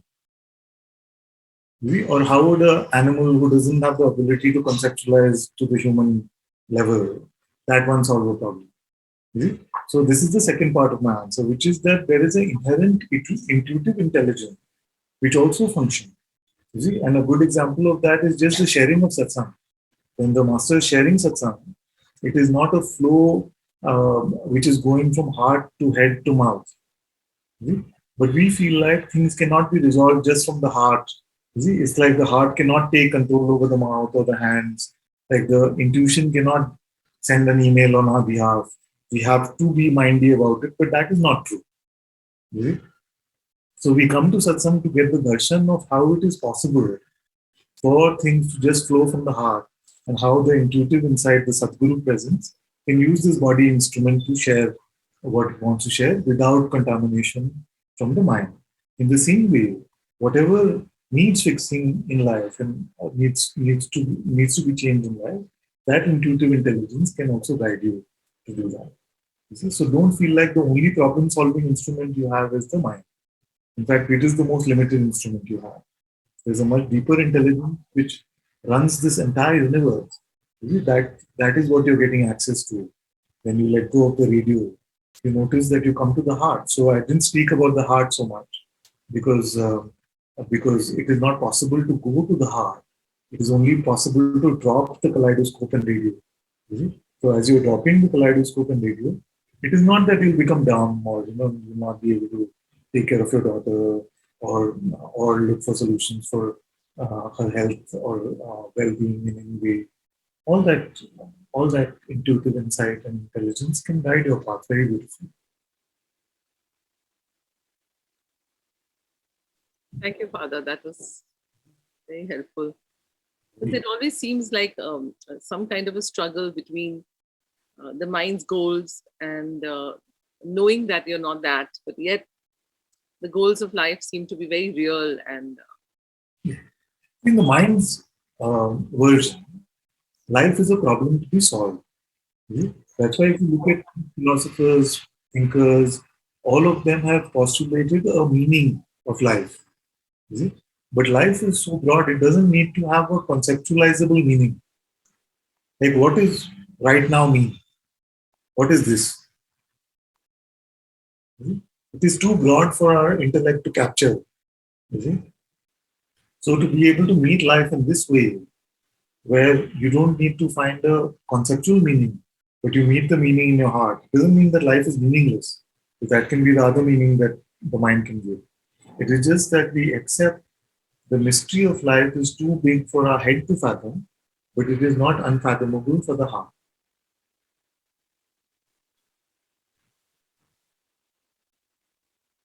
So, Father, another question that comes up then when you say that, and so the heart understands it. So there's these practices like kindness and generosity and service. Yes. Are these also to be unsubscribed to? Conceptually, yeah. And you'll find that answer may be shocking, some may find it unpalatable. But if you look at the expressions of all the sages, you will notice that they were operating from the heart. And they have gone down and done, like, there's some stories of some Avdutas in Tiruvannamalai who used to enter people's shops and throw all their things on the floor and things like that, and first the shopkeepers would get angry. But they found, because maybe their perspective changed or something happened, they found great benefits coming in their life after that event happened. So they would welcome these Avdutas and come to my shop and throw things down. Yeah. So then the Avduta not going to the shop is being unkind, but going to the shop is being kind then. So because life is so vast, and in most situations, in our head, we don't really know. Like somebody comes out to you on the street and asks you for money. Do you really know whether he's genuine or not? Do you really know for what use he's going to put it? So what would kindness then mean? It is too broad for our head to be able to capture. So we just have to go to the deeper intelligence and intuition. And it always guides us in a way which is auspicious. One tip I have to all of you is that don't burden your intuition with the need to be right. Not a city which you will go to and say, I dropped my mind, but now I just go to my intuition and God always tells me, tomorrow this will happen, day after this will happen, tomorrow this will happen to Joe Biden, this will happen to, Boris Johnson, all of this. So I can predict world events and all of this. It's not like that. Is it? It will sometimes tell you the most ludicrous stuff, but it is most auspicious for you right now. That is the development of trust. And Yogiji's examples, we've heard so many of these. He would say, come, we are going to Chennai. Is it? And I get to Chennai and say, come, no, not Chennai, let's go back to Philly. And people say, why? What are you doing? Is it? It was just following the intuition. Maybe he was training everyone to follow their intuition and trust it. And don't look for right and outcomes and our minds of what is the best thing to happen. Amazing. I think it's so simple, but sometimes one makes it so complicated with a habit. Yes. In a way, it is sort of like a development of trust, which also happens when you come to Satsang. Then you try out some of the pointers and feel like, this helps. Okay, then. So sort of development of trust happens. The same way as we learn how to just follow intuitive guidance, there can be a development of trust. Thank you, Father. Thank you. Very good to see you after a long time. Yeah. I didn't know how to join, and then suddenly I saw it on Facebook today, so I said, I got the number and the timing and right. Very good. Okay, let's go to Clarissa.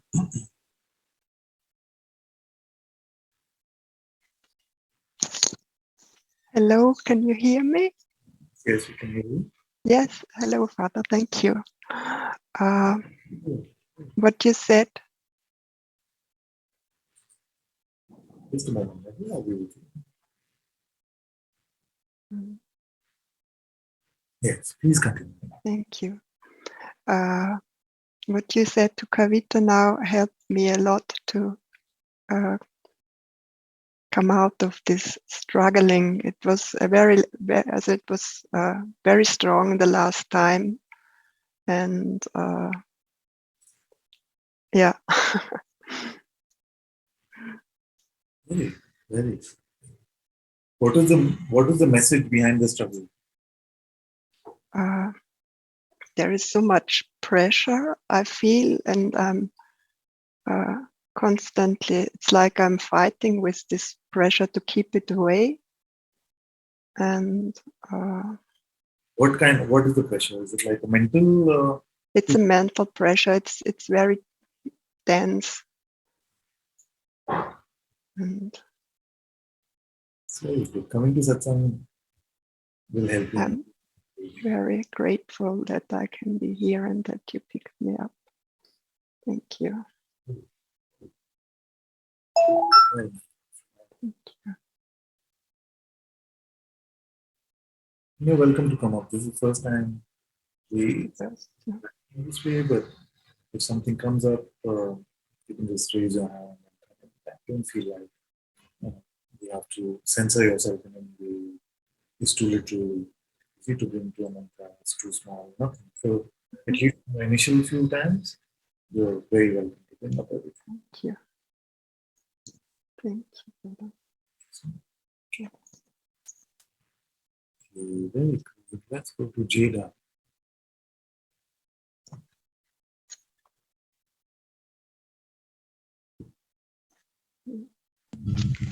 Hello, my voice is clear now? Yeah. Yes? Okay, okay.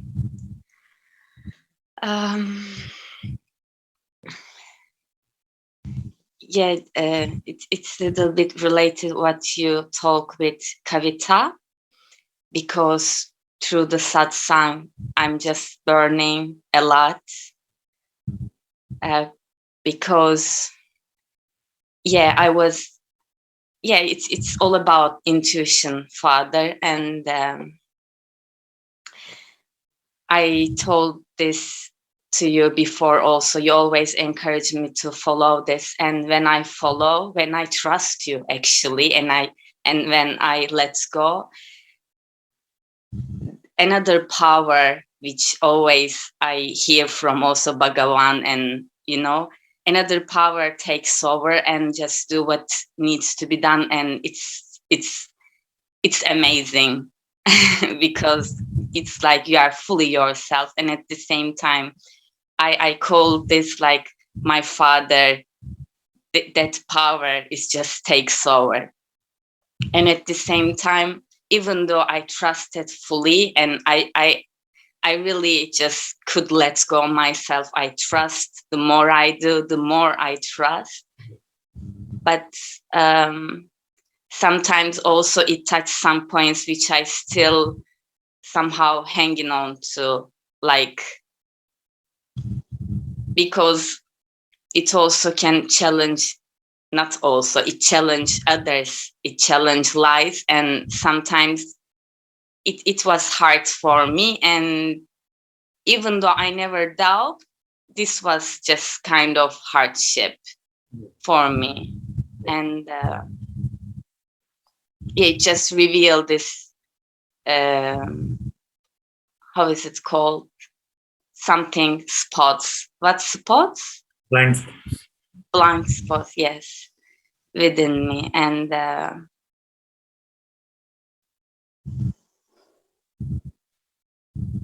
what to say? Very good. It's very good what you said. So what you feel is that you're learning to trust what's intuitive present, following it, but it doesn't necessarily lead to only happy moments. Sometimes it can squeeze us and can squeeze others as well around us. And it can, Yeah. But the result is always more than happy, Father, because you are just fully yourself. There is no other happiness than this. And so there is no space for mind attack, nothing. When you follow this intuition, it just comes from you. And then there is no mind attack, nothing. very But again, I started to fall a little bit, but it's nothing, because I'm just speaking with you now. You just will bring me again to this power, because when I cannot follow it, it's hell, and I have no another option, hallelujah, to other than to follow this. So yeah, it is done. Yeah. fire that burns in our head to bring us to our heart. So Father, Hell is the fire that burns in our heads to bring us to our hearts. Yeah. But you know, Father, I don't know, sometimes I feel like it's just too much power. Like, I don't know now, but I can maybe say that it can cause little bit resistance. You're already taking care of all of this, so I'm okay. Yeah. But anyway, I just want to again offer what needs to be offered.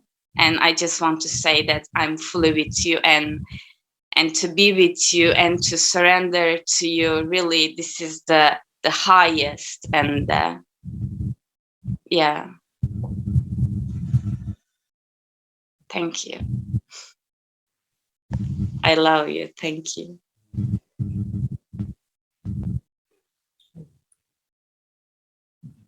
Okay, let's go to Aniko. Hello, Ananta-ji. Hi. Hi. Can you hear me properly? No? Yeah. Okay, if I take this out now, is better. Yes. Yes, okay. I just wrote it down what I want to say. Did you get the job? Yes. Okay. Yes, Ananta-ji, but I didn't go to work today, but I should have gone. But I was thinking so much what is the most important things in my life, and it is you. Yes. And I was thinking, okay, but sometimes I will run out with food and I cannot pay the bill, and if I cannot pay the internet, I still will not hear you. And Yes. it was so much thinking about free will and God and everything again. So because I know it's everything in God's hand, but still this decision. But this is not what I will speak about now.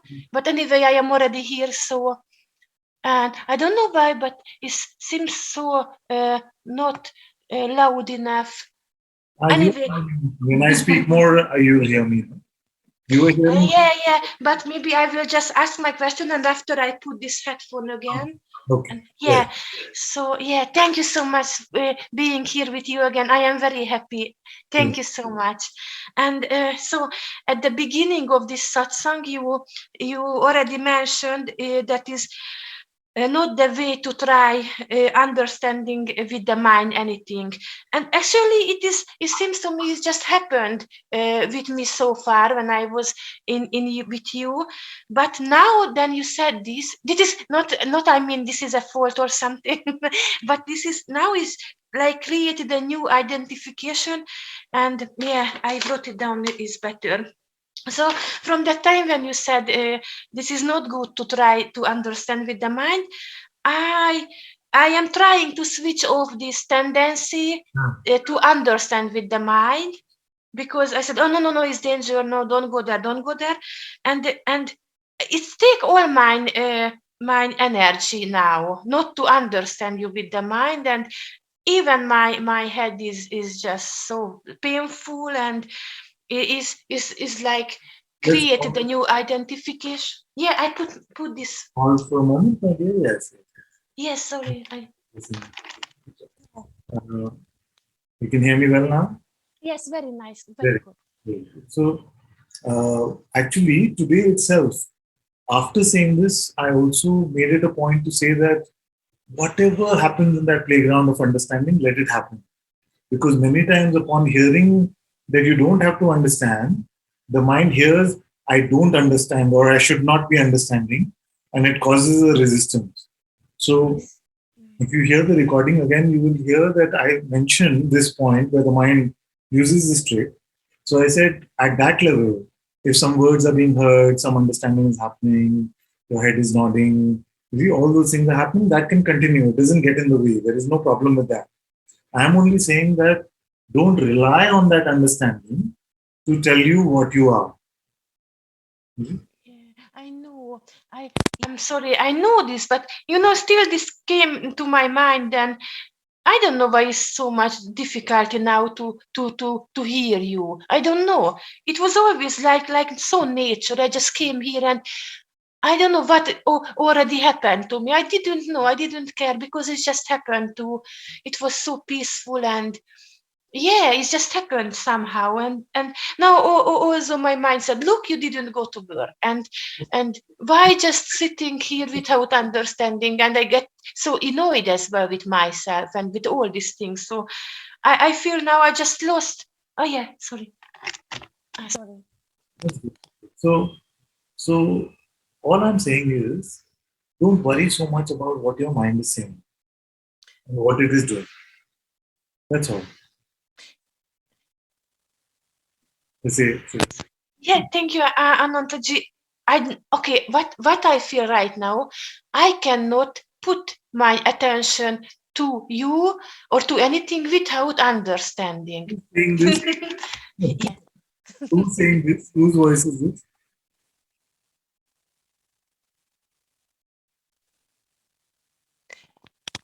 Yeah, it is just a thought. Yeah, I know this. And still is taking all my effort and energy. I don't know. Yeah. Because yeah, I know it is just a thought. I know. Tell me something which is not a thought. Yeah. I cannot say anything but is not a. Are you a thought? I am not a thought. No, I'm definitely not a thought. No. You are here, no? You're here. Yeah. I am. I don't I'm Mhm. I am here is just a thought as well, Anantaji. Okay. Very good. Very good. But independent of the thought, independent of the words of the thought, you exist. Yeah. It is your existence that is here. Anantaji, I could say then everything what I would say. Then I say yes, I am exist. But really, What? because this is a so quiet place where you're pointing to, then it doesn't say anything really. So when I say something is already not that. Yeah, like everything that can be spoken is a concept. Is it? Therefore, it is a thought, isn't it? Yeah. That's what you're saying. Yeah. Okay. So, but the insight that you're having, when I ask you, are you aware now? Yeah. The insight that you have, Yeah. insight that you have, when I ask you, can you stop being, or are you aware now? Now, it doesn't matter what you say in response to that. It only matters what that insight is. And for that insight, you don't need a thought. You don't need a perception. Isn't Yes. it? Anantaji, but when I have to speak about it, if I don't have to speak about it, is so good. I mean, is yeah, is peace. Yeah, sorry, sorry. I take so much time. I'm so sorry, Anantaji. All I'm saying is that trust your intuition to be able to use your mouth how it has to. Don't bring it to your head. Like, don't bring your insight to your head and say, but if everything that is spoken, you see, only has to come through the mind. Your mind will only say that. Yeah. Oh, I mean, it's so difficult. I mean, it's sometimes just not even easy, but obvious. Like, and sometimes seems so difficult. Okay. And it is still, yeah, it is still my mind. Yeah. So, off with your head. I wish. And off with your head. Yeah. Now, if words have to come, let them come. If they don't have to come, let them not come. But what is important is off with your head.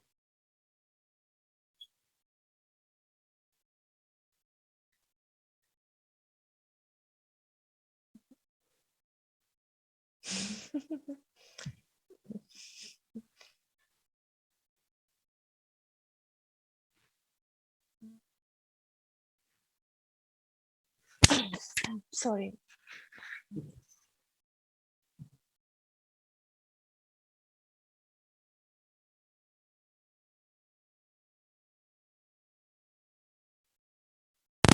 Anantaji, it's just peace. That's it. Yeah. Yeah.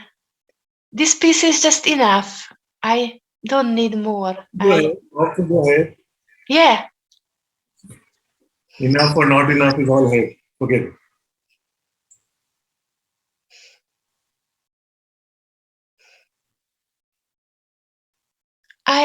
I mean, I just don't need to know who I am, really. I don't need to know it. Because if I want to know it, is already so much confusion. And All this is because and all is also head. excuse me? What did you say, Anantaji? Sorry, I didn't. Because and all that is also inference. Yes. Whether you need to know, whether you don't need to know, all of this, don't worry about any of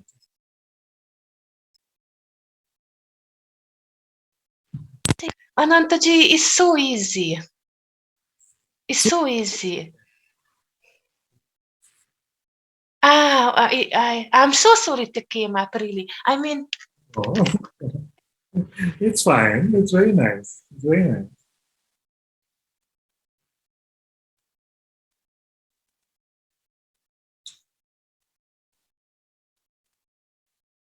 Now we don't hear you. sorry, it's just so easy. And I mean, yeah, I'm so sorry to come up because it is just It's completely fine. nothing to do, really nothing to do. Nothing. Thank you so much, Anantaji. Good. Thank you. Thank you. Thank you for being with us. I'm so happy and I love you so much, Anantaji. Thank you. Thank you. Okay, let's go to Kumar. Nice to see you again. Father, it's so good to see you again after such a long time. So, I just wanted to share that you had once told me to be open and empty. I really took that pointer to the heart, and that really helped. And I see the relationships with the family are harmonious. There's a lot of transformation. But on one front, there is a light frustration that I could sit like 40 minutes in my seated practice just abiding, not moving, but then I moved 2 times. But that seated period of meditation has not gone to like 1.5 hour, 2 hours. And you said it's not necessary. I tried to put it off my mind, but that slight frustration is somewhere hiding, that of not being a good sadhaka, so it's that really bothers me. Although I find this peace, then I find if there's peace, then why is that sitting period not increasing? Am I just fooling myself? Good, good. I'm happy to hear your report, my dear. It's very sweet and nice. Actually, this in your demeanor itself, I find a lot more lightness, a lot more openness. It's not like serious spiritual sadhaka trying to, solve this puzzle of freedom or something like that. It's just a lot more relaxed. So let's look at what is practice? What is the point of practice? To bring us to God. Everything else would be for personal benefit. And to bring us to God for God's sake, not for some other benefit. So now, whatever brings you into the presence of God, which is your own beingness, unadulterated by your mental condition, that is a good enough practice. So if you've been all day or almost all day, then that is very high practice, very beautiful practice. You don't need to benchmark yourself on some other parameter. Just open. When you open and empty, you're reveling in God's presence. What can be higher than that? I'm not saying you have to give practice or something, but this is how practice can become oppressive. Kitna minute kiya, 40 minutes. Oh, why can't I make it? So it's not like that. I remember being caught up in this kind of thing earlier, saying, "Oh, did I do my kriya today? Did I do this today? My day is going bad because I didn't do my practice long enough." All these kind of nonsensical ideas. So, let it happen naturally. In your openness and emptiness, you are meeting your own divinity in such a beautiful way. It's completely fine. And don't judge yourself on these benchmarks. Seated practice or standing practice or lying down practice. All that is. God is God. Whenever you meet God is God. It really helps because, just judging yourself and trying to set benchmarks is just like something you bring it from your material world, that ambition, and you make it an ambition in the spiritual realm. Yeah. Just thank you so much. I feel like more lighter. Life is more lighter now. It's not like some enlightenment goal. It's fine. It's peaceful. So thank you so much. So good. I'm so happy to see you. So happy to see you. Because I can see how much lighter you are. The lightness of being is so apparent. It's very good. Thank you to your guidance. Thank you. Okay. We have Lawrence. I'm purposely doing that. No.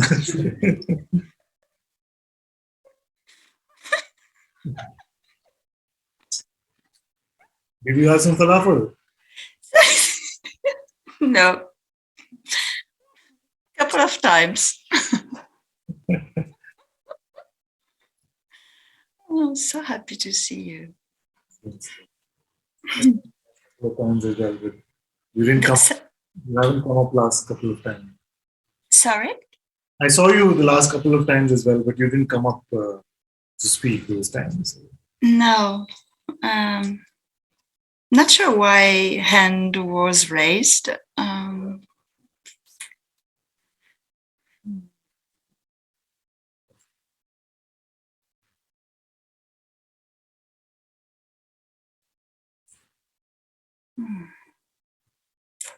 Very good. You're well? Everything is good?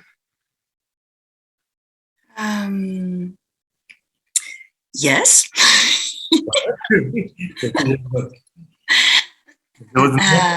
Depending who's talking, actually. Oh.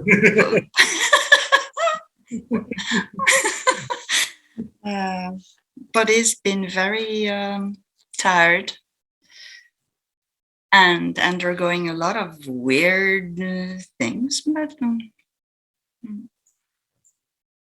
yeah.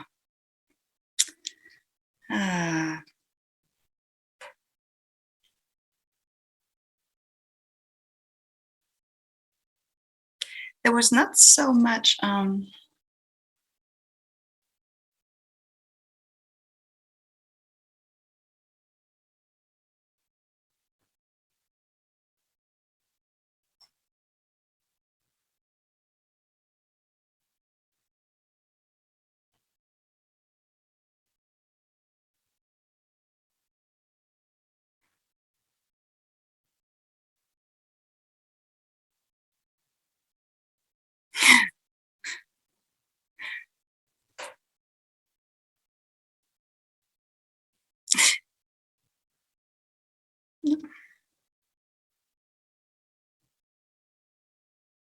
not sure.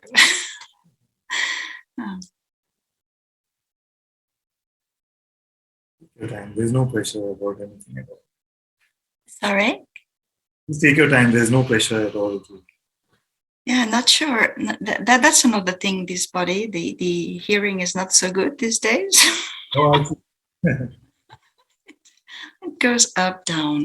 Well. I got a great siddhi, because I got this COVID infection. Sorry?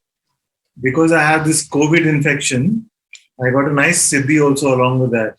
Like I lost my sense of smell and it's still not fully back. And I feel like it's a great gift.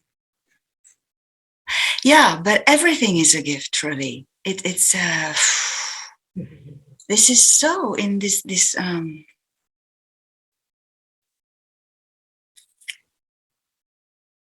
yeah.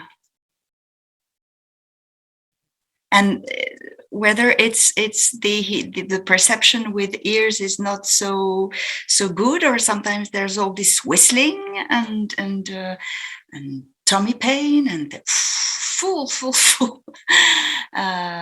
blast of perceptions, and it feels it's really a blessing to find that which perceived, to remain as that which perceived. Of course, the movement that is seen is that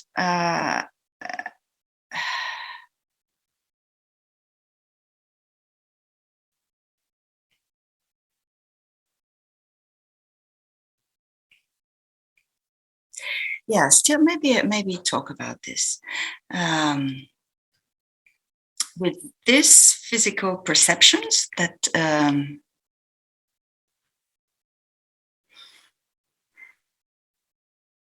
through conditioning are labeled unpleasant, there is this when it gets very loud like that, there is this, okay, dive into it and embrace it, not trying to, because of course the conditioning will be like it's like something very condensed, and then the fact of rejecting it or labeling it or whatever habit things will make it even more dense. So then comes maybe it will make the connection with what was said on attention. Just on this point, I just want to make a point about this point, which is that suppose you didn't worry about cause and effect. Sorry? Suppose you did not worry about cause and effect. Yeah.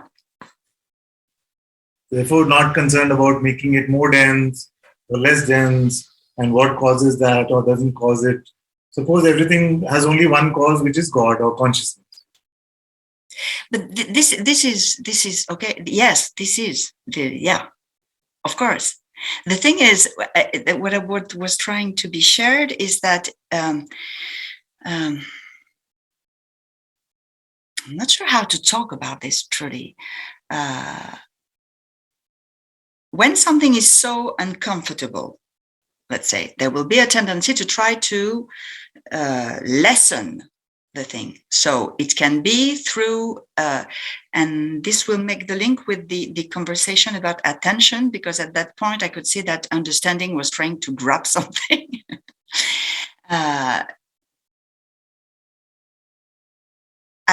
In that process, there is like wanting the attention not to be so focused, let's say on this whistling, and so to bring back attention to the self.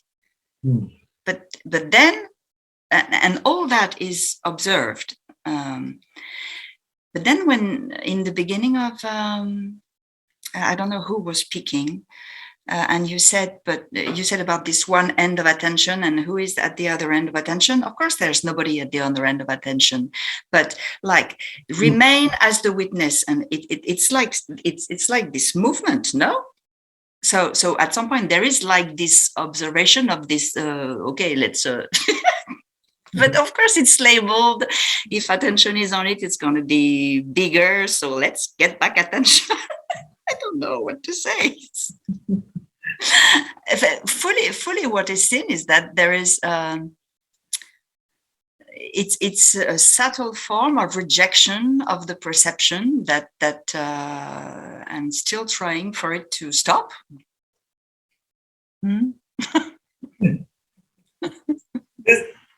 That and just here. Just. Yeah, but here nothing to say. Try.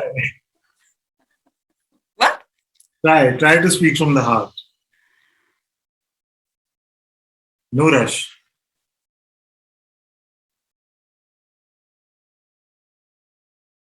If from the heart there was nothing to say, then no seed would have ever shared anything.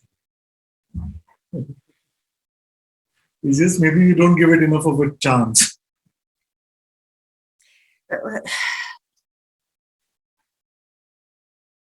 Take your time.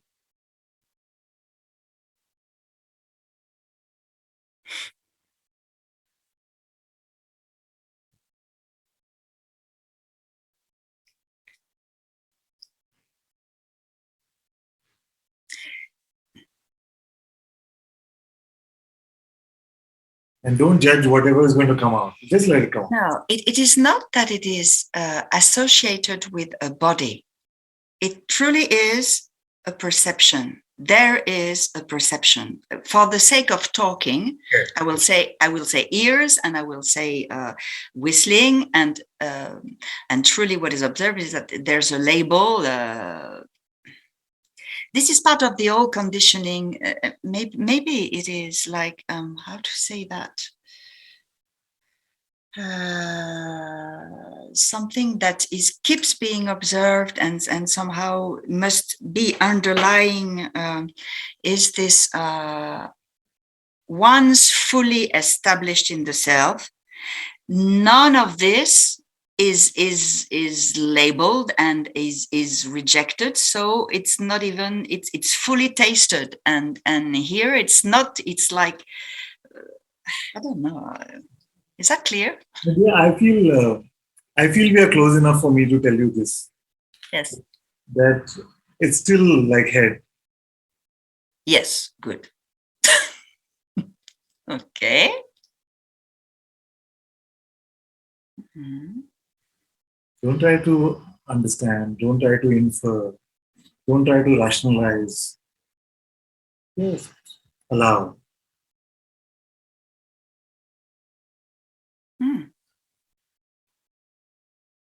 Let it be.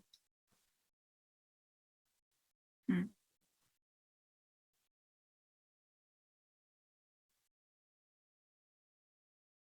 Mm.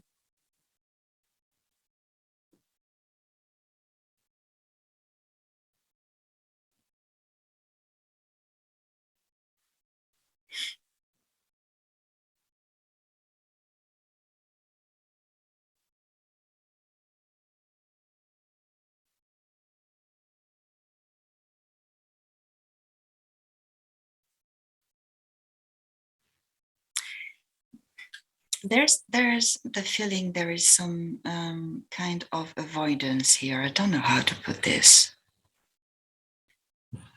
I think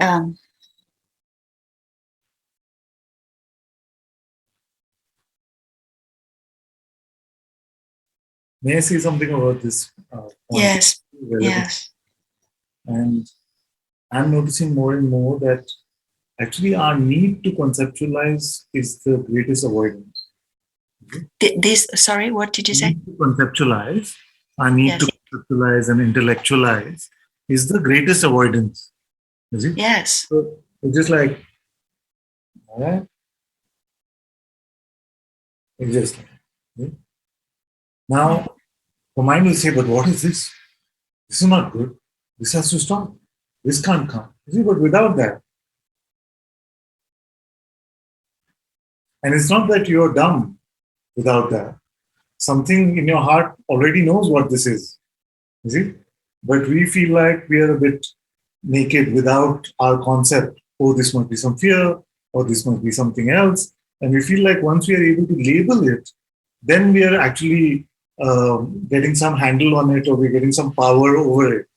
But actually, our labels are so insignificant, and they're so absurd and abstract that we use like a term like anger or fear or resistance.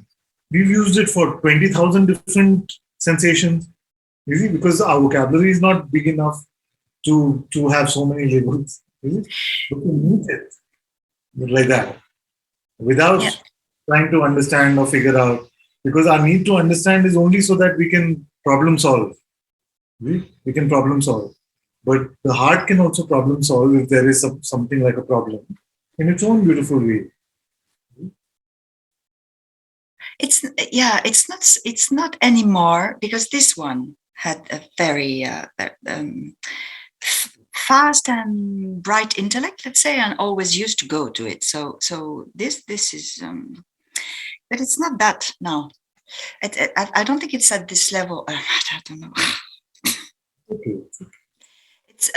It's not trying to label, but what is observed is using the point out. Maybe this way, using the pointings to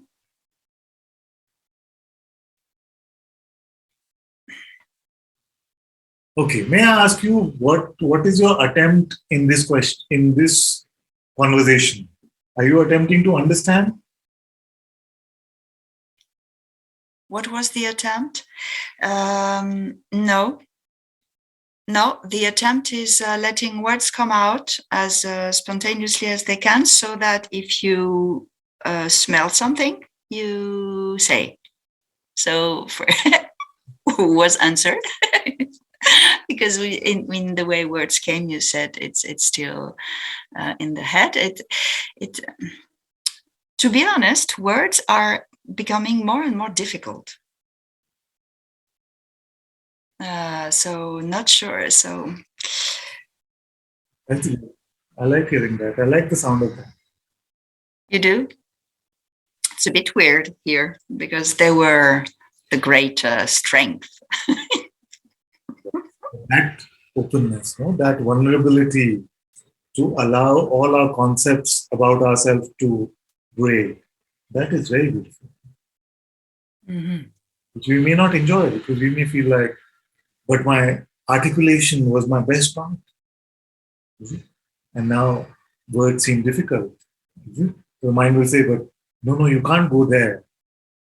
But in the life of most who become fully open and empty, they have had this period of inarticulation. Like no word actually seems to be satisfactory. Yeah.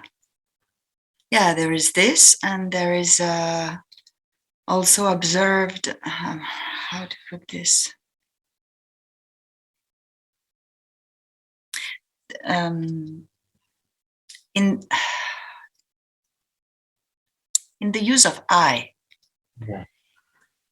Most of the time it comes this one, it is, the that, whatever. And when there is I, which, I don't know how to speak about this.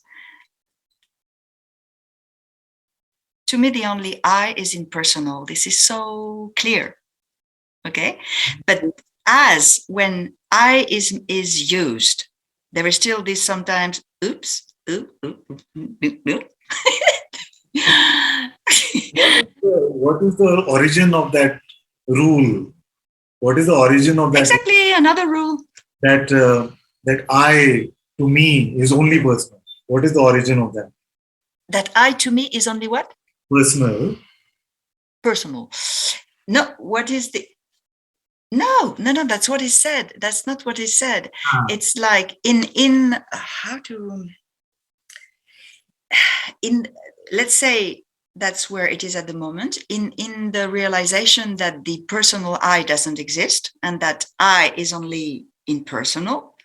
There is, whenever I is spoken, it is observed that somebody like something trying to check that this I is really impersonal. So it's so of course it is going to be seen as it goes all very fast. It's seen like remnants of the old conditioning playing. But is that clear what I'm saying? So if you were at a restaurant and I said to you, Madame. No, but of course I say I love it. We can't go to restaurants anymore. You can't go to restaurants. No, stupid. Everybody. Not even going to say the label of this concept. How can you go to restaurants? Come to Satsang, now you can't go to restaurants. They're all people there. Let's not talk about this because this is still making this one take shape. And no. I'm not going there. Who's guarding your spirituality? What? Who is guarding your spirituality? Haha. The non-existent one, still trying to get back his job. He's been fired so many times.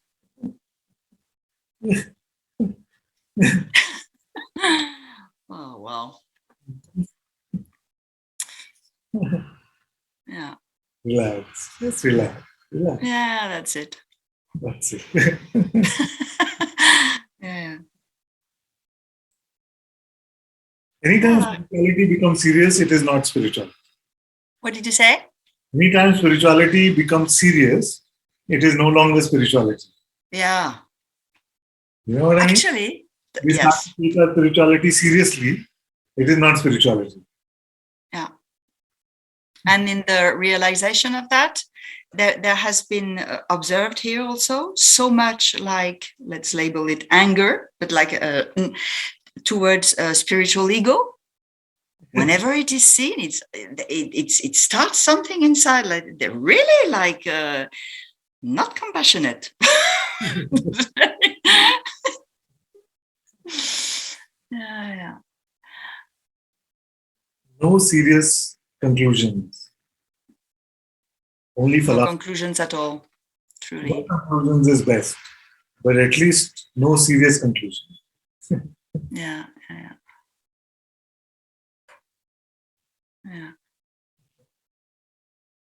Hmm.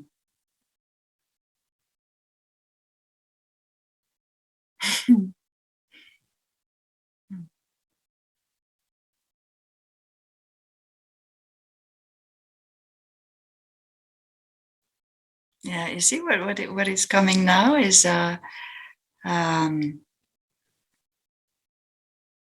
this is full ego. It's like the but I like the change of voice. No? I like the change of voice. It is you see what is coming now. She observed. This is full ego. No? yeah, but that's the thing. This one wouldn't speak a word truly if don't follow your next thought. That's really listen. I heard this. That was quite amazing. I've discovered this Quebec woman who is self-realized, and she holds Satsang, and she was this one has been drawn to listening to her lately, and she was sharing that one night the body was woken up, and everything had gone, absolutely everything had gone, only particles were there. And she said it all came back. She was moving at the time, and she said it all came back with one thought, and the one thought was, I don't have time. And whoop, all the walls came back, all the and oh, there's emotion with this. There's some.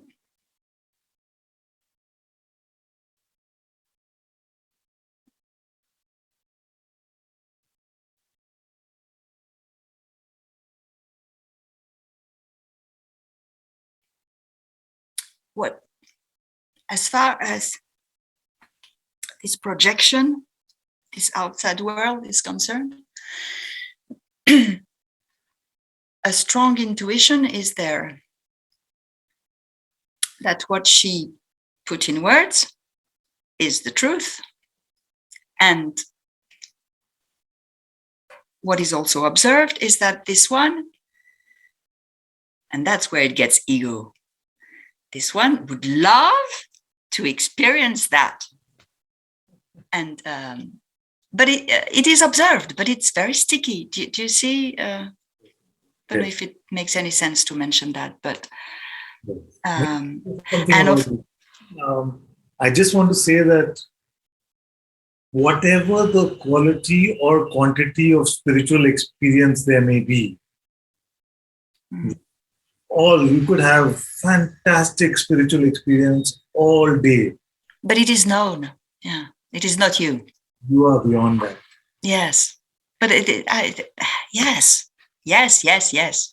I'm just trying to expose something that keeps coming, and this one will manifest itself through various experiences like that, shapes, beautiful shapes of you coming and sharing things like that, and then I can see emotions coming and desire of that coming. But it's so. In fact, this is what I call the Arjuna conundrum. You heard this from me before. No. So, you know about the Bhagavad Gita, where yes, Lord Krishna is having a conversation with Arjuna. Yes. He's his best friend and disciple. So Yeah. what happens in this case is Arjuna is refusing to go to battle, and Krishna is telling him the deeper truths. So he loses his sense of doership a bit and gets with the program, basically, right? So what is happening? Initially, if you read the Gita, the Lord is very clearly pointing to Arjun, saying, "You are beyond perception. You are beyond birth and death. None of this which appears here is what you think it is. Forget about all of this." And the greatest guru is the best friend, is the charioteer, everything is available. You see? But what does Arjuna say? Is, can you show me the greatest experience? Mm. You see? Mm. Can you show me an experience of yourself, Mm. which is greater than my usual realm of experiences? Mm. What happened? What happened after the Lord, even in His mercy, showed that what is called the Virat Roop, the magnificent form? You see, Arjuna wasn't free. Mm-hmm. Of course. Yeah. And you see, it is said that he was free only much later, closer to the end of his life, that they attained freedom, the brothers. So Towards the end of his life, what? he attained freedom. Yes. Yeah, but this one wants to attain it now. I'm just joking. No, of course. If all seekers want it now, but they want it in the form of some experience. Yes, exactly. Some verifiable, what is called verifiable, but actually this means perceivable. Yeah. Some objectifiable experience. Yeah. But Krishna has already told him that beyond this realm of perception is your reality. Yes. Reality. So this is it's not just about Arjun, it's about all seekers. Yeah. But it's clear. It's been seen, but it's still to manage it. I don't know why it still comes somehow. It's not that it still comes. It's that when it comes, it's still. I can see there's this slight attachment to it because it's still like. I want to tell you one thing as a friend, as I consider you a dear friend, so I'm going to tell you this. You do not have to prove to yourself or to me or to anybody in the world your spiritual progress. I know. No. Yeah. I feel like there may be some fear or something lurking that you're losing it or you're losing your insight. So none of that will ever happen. No true insight is ever lost. Don't worry at all. And I know what you are in your reality. You see, you know what you are in your reality. Don't worry about this game so much and what gets said and what doesn't get said. It's all okay. I'm not sure there is fear of this, of losing this. No.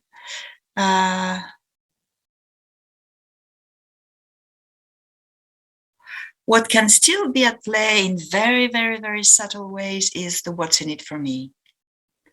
This it's always seen, and it's seen more and more, but it's still yeah.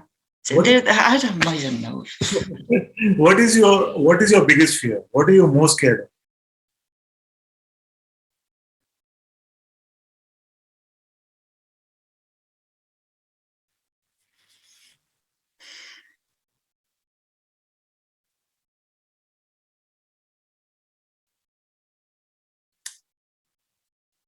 Okay. Not to have served as highly and fully as could have been. That is not possible. That is impossible. It's a completely unfounded fear. You see it? You see it now? Not really. Completely. And so it is like a spiritual fear. It is like a spiritual fear that I did not live up to the highest of my spirituality. That I don't honor myself enough. That lately it's I can't. The way it's going to be put in words is not true because I don't believe in it. I don't buy this anymore. But it's like it's still a display of laziness or not. Who was mentioning sadaka, sada something, whatever. So it's not. The more it goes, the more this body. It's very weird because. Sometimes most of the time this one is alone, and then lately there was this proposal and mine said no, I'm not going, and I could see body starting moving and starting preparing to go, and it was so the game. I don't know what is being said.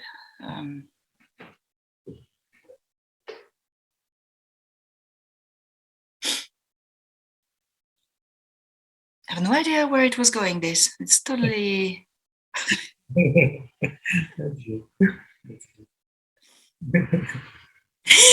makes you laugh. Good. Let's laugh about this.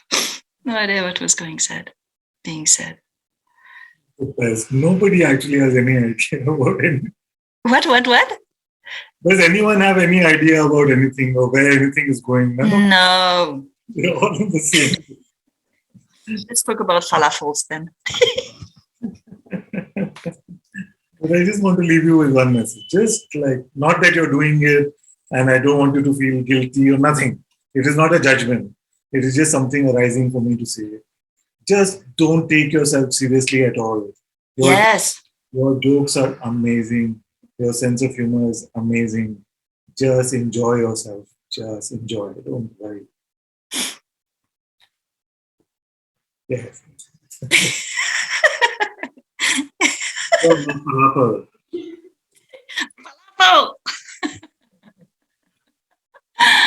Yeah.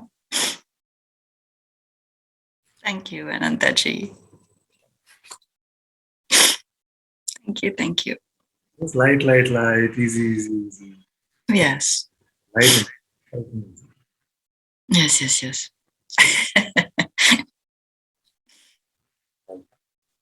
Much love. Thanks.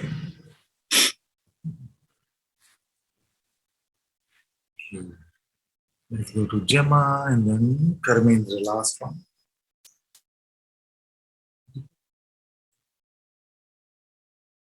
Hello. Hello. Hello, Ananta. Thank you for being here every Friday with us. I don't see you. I see Lauren. Hello. Oh, no. Thank you. I had to write some things because I'm very distracted lately. Yes. And this is coming a little bit because in my condition of mental health, I'm pretty good right now.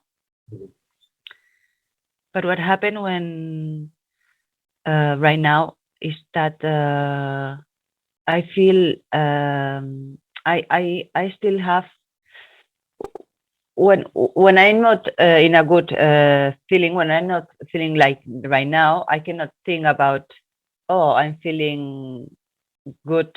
What can I do? What do I do in life? No, because I'm so high that I'm crazy. So I'm not even thinking about what I'm doing. Just I'm crazy, or I'm so down, like in depression, that I cannot even. I just the only thoughts is I want to take out my life, commit suicide or whatever. No. But now that I'm okay, that I'm in with medicine, I'm very low, which I think it allows to the cognitive system to be more alert in anything. That this has a bit of confrontation with what we understand what is the self, like pure awareness, because it's like, okay, if I'm taking medicines and I feel very like with drugs, very down with the drugs, my cognitive system is not working so fine. So it's even difficult to inquire in anything because it's like you are not, your intellect is not functioning right in the right way. And this is just to complement what I have to say. The point is that now that I feel pretty good, I just have some problems in the sleeping that I woke up like once or twice at night. Well, all these things, it happens also because the medication of 17 years that I had in this brain, I guess. But I want to, it's very difficult for me to make a distance, to separate, to detach myself, or say, my Gemma, from pure awareness. From pure awareness, Gemma from the condition. So it seems to me that I have a big attachment right now on the thought of since 17 years I've been sick. Right now I could say I'm not sick anymore, more or less. I don't sick. I'm fine. But for these 17 years that I've been once a year going 3 weeks in the hospital, psychiatric hospital, and then getting depressions, and then coming again next year the same, next year the same. This has been 17 years. So for me, it's like my history, like Gemma's history, is the condition of mental health. Because before these years, yes, I remember I was working in some things, but it's not so attached to my history. The big history is this last 17 years. And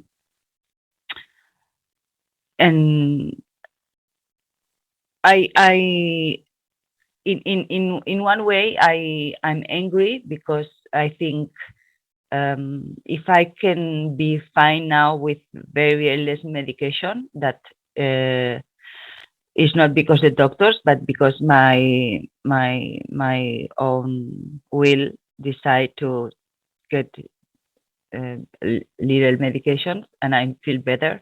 I cannot have, I still have to go to the doctor once a month, but I have to go in 10 days, and I don't know what I'm going to say because they always say, no, you are very low in medication, you have to put more medications. It's like, no, I'm okay. I don't want to put more medication right now. But right now I feel I'm very attached to this condition because it's for me it's a strong condition during so long. And also I have, since 11 years I don't work because this condition. I get payment for the government, and I haven't been doing too much. But now that I feel better, it's like, what is Gemma doing in this world? Just to have this condition, to don't work for now 11 years, and now what I'm doing, I woke up and it's like I feel a lot of Gemma, like, what am I doing? And so I try to pray somehow a way, like saying, please, God, please, pure awareness, let me know what I have to do because I don't know. I ask myself, I don't know what to do. I'm like stuck, like, what do I do? I don't know what to do. And this makes me feel like I'm losing my time. I feel like I have lost 17 years, but now it's like I'm in a break of these years and saying, no, now it will come different. But I'm stuck because it's like, what do I do? It's 11 years I don't work. I'm not gonna work. I cannot search for a work because I can't work because this. I mean, yes, I could do whatever, but it doesn't come an idea of what to do. It's like I just do yoga once a week, and it's like, what else I do? I don't have a lot of social relationships. I live by myself right now, and it's like I'm losing my time. So I with this attachment, I get very inside Gemma's preoccupation about what is my life, what is Gemma's life. So I get very inside in identification with Gemma life, like saying, I it's perfectly okay that I'm pure awareness, and I believe I'm pure awareness, and that pure awareness there's no problem at all. But I see Gemma, this pure awareness in this embodied in Gemma, and Gemma must be doing something. I'm not a tree or a plant to stay like this and not doing anything. But I pray to God that give me the flow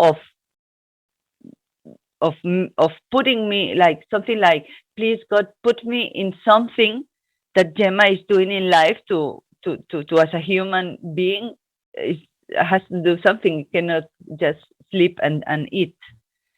And I don't know if you have some idea, something you could tell me about this, how to disattach myself a little bit of all these 17 years of history that I have.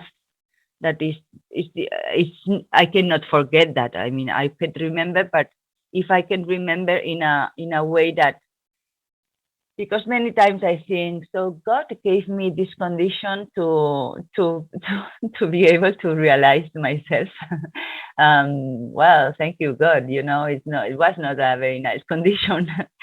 So now, could you please help me to at least put Gemma in doing something in this life?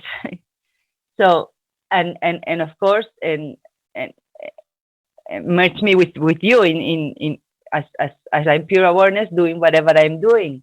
But now it's not, I'm not doing whatever I'm doing. I'm like this. Yes, I'm pure awareness. But if pure awareness is not in a plant, it's in a body, a human body. Human body is supposed to be doing something, no? I don't know. So how to pray, or which is the way to disattach for all this story, to that this story doesn't, this past story doesn't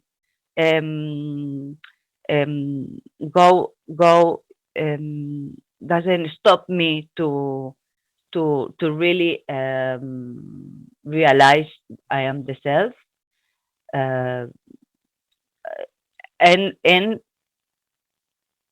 of course it's like I go from this past to the present of not doing anything as Gemma, what I'm doing, and probably with a little bit of projection of what am I gonna do all the rest of the life? I'm gonna stay like this. Do I have to, how to know what is the next move when, as a person, I don't have ideas of, I can do this.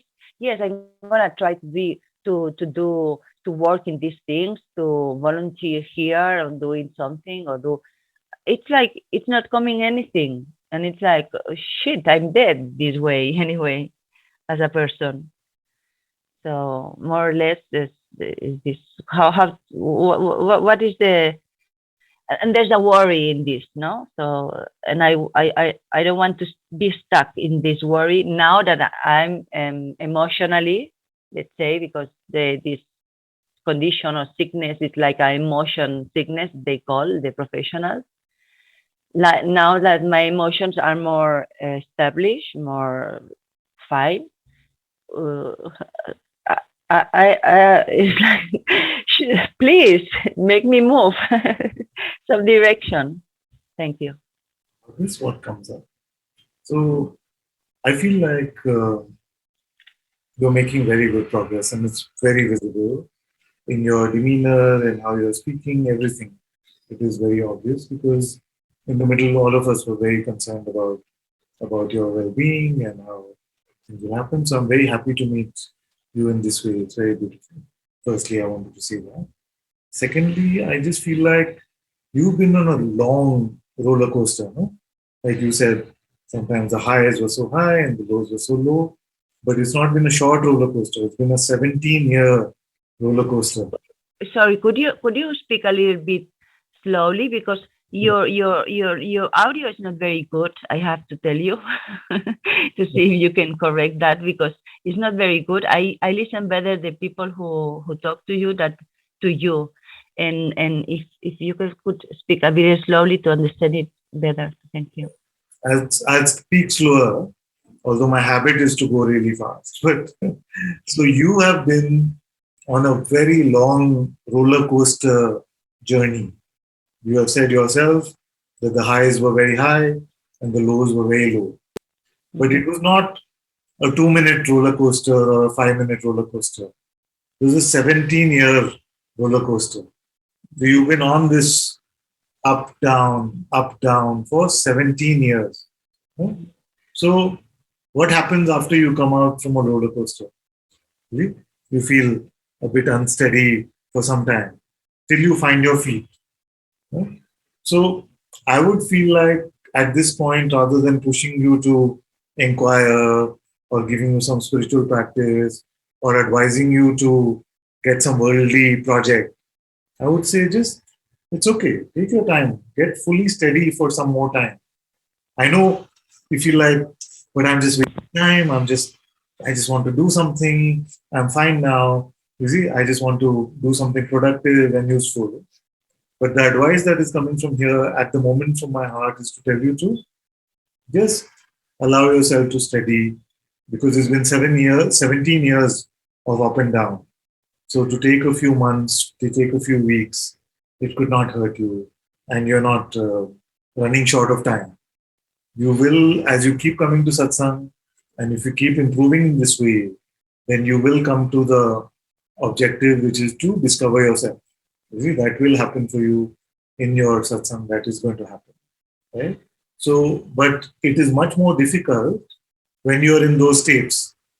You see, because the tsunami of the mind is so strong and the sensations are so strong that you're not able to hear what I say in those days. I remember some of those conversations that the words were not being received because there was so much happening there itself. You see? So I would say that you're making very good progress. The tsunami of the mind is very little compared to what it was. So allow it to settle a bit more. There's no rush into getting this, because all it takes is a few moments of openness and you are discovering what you are. So take your time, settle. I know you don't want to hear this. You want to hear, like, what can I do? How can I be productive? Come, you're fully, ready. But give it a few more weeks is my feeling at the moment. And then as you keep coming to satsang, what is the highest you can do in the world? The highest you can achieve in the world is to discover your God presence, isn't it? To discover yourself as the pure self, and to discover that this being that is here is the presence of God. That is the highest. So you will achieve that. You don't have to worry about what else you end up achieving as Jama. That is not important. You see, that is not so important. That's just part of the sideshow. The most important is your discovery of the truth. So allow yourself to settle as you're doing so beautifully. And when it is time to jump into some worldly thing and some job type thing or some other type thing, then if something comes from the heart here to advise you in that way, as we meet every week, then I'll trust that to also come up when it is time. So, but for now, I would say just trust the intuition from here that it's okay, take your time, there's no rush. So you are telling me to do what I'm doing already, nothing. Yeah, that's basically what I'm. Just for a few more weeks, that's the guidance coming from my heart at the moment. That so don't worry that I just woke up, walk a little bit, eat, walk a little bit, and sleep. I don't have to worry. after meeting Guruji for some time, I was just like that. Okay. Even Guruji has shared that after he went back to Brixton for 2-3 years, that was his life. It sounds just like that. Don't But worry. it's hard. It is feel. I feel it very hard because it's like, oh, I missed since I was 33 years and I'm 50, turning 51 next month, and so many years with nothing. Actually, I just remember being in the hospital, psychiatric or depression or height or rara, and it's like, what happened all these years? What happened? What is my life? Uh, Now I'm okay. What I'm doing? Nothing. I have to do something. No. So I will give you my blessing and go ahead when I feel like the push to do something is coming from your heart and not from your mind. Right now, I still feel like the push is still coming from the mind. That is why I'm not giving my full blessings to that. When I hear the fragrance of intuition in the feeling to do something, then you will have my full blessing for that. Well, probably I'm not doing anything because I don't feel from my heart of doing anything. It's like my heart is not moving. It's good. So allow yourself to marinate in your heart till it changes its guidance to doing something.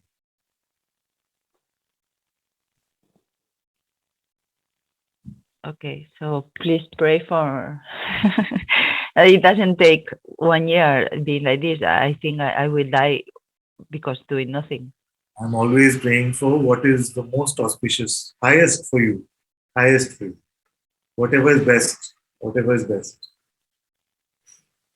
Okay, thank you very much, Ananta. Thank you. Okay, this body is starting to fade a bit, but we'll take quickly. You must be hungry. Yes, my dear, come in. Namaste, Anantaji. So first of all, I wanted to just give my attendance. Okay, present. So that was the first thing. And second thing is that many a times there is this question that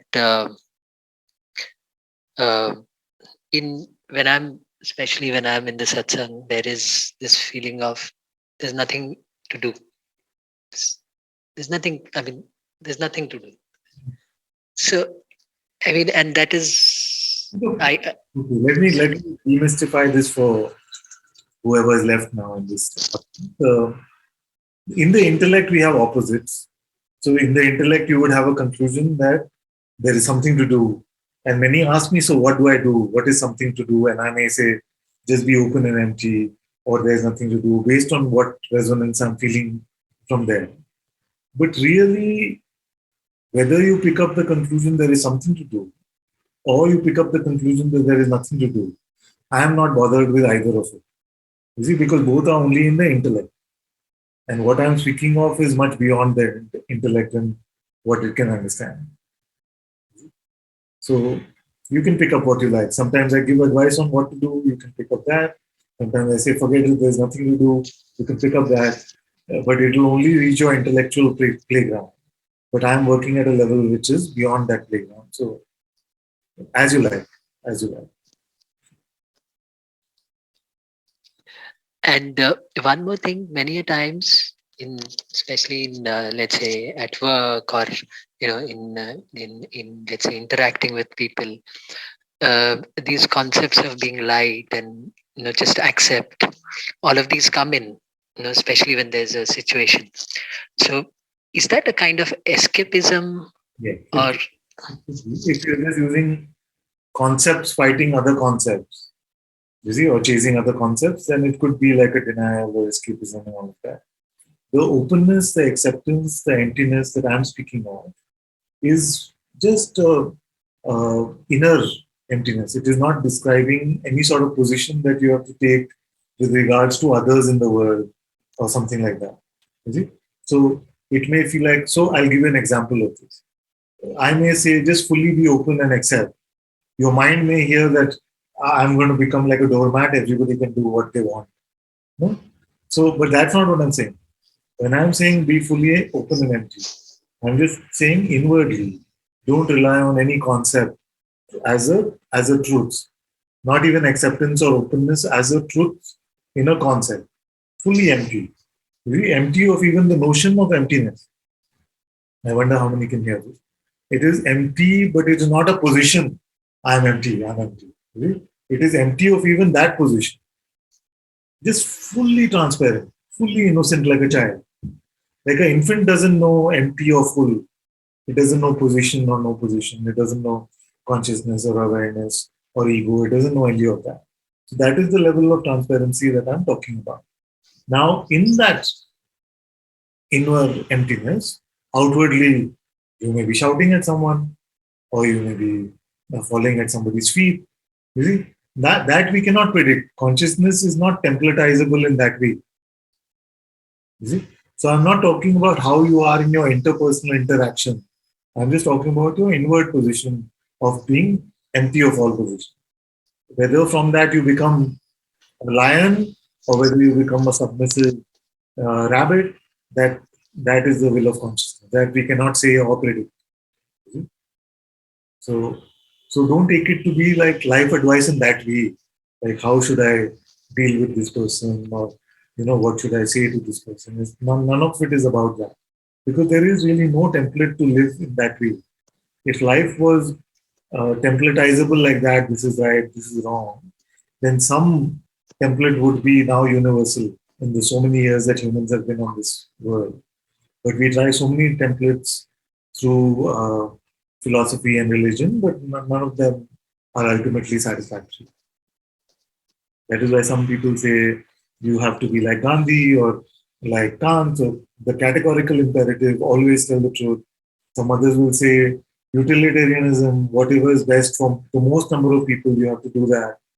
Even the expression of Ram and Krishna were very different from each other. It is not possible to say this is the way to live life.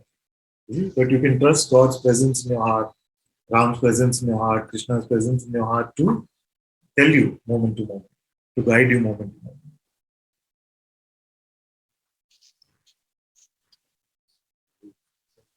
Thank you so much. Thank you. Okay, more and more hands. Damo can come. Yes. Hi, Father. How is Chennai? Yeah. I'm still in Bangalore, Father. I'll be traveling tomorrow. I just wanted to thank you and for all the love and support you're giving me. And I'm a newbie and I was not sure if I'll be accepted.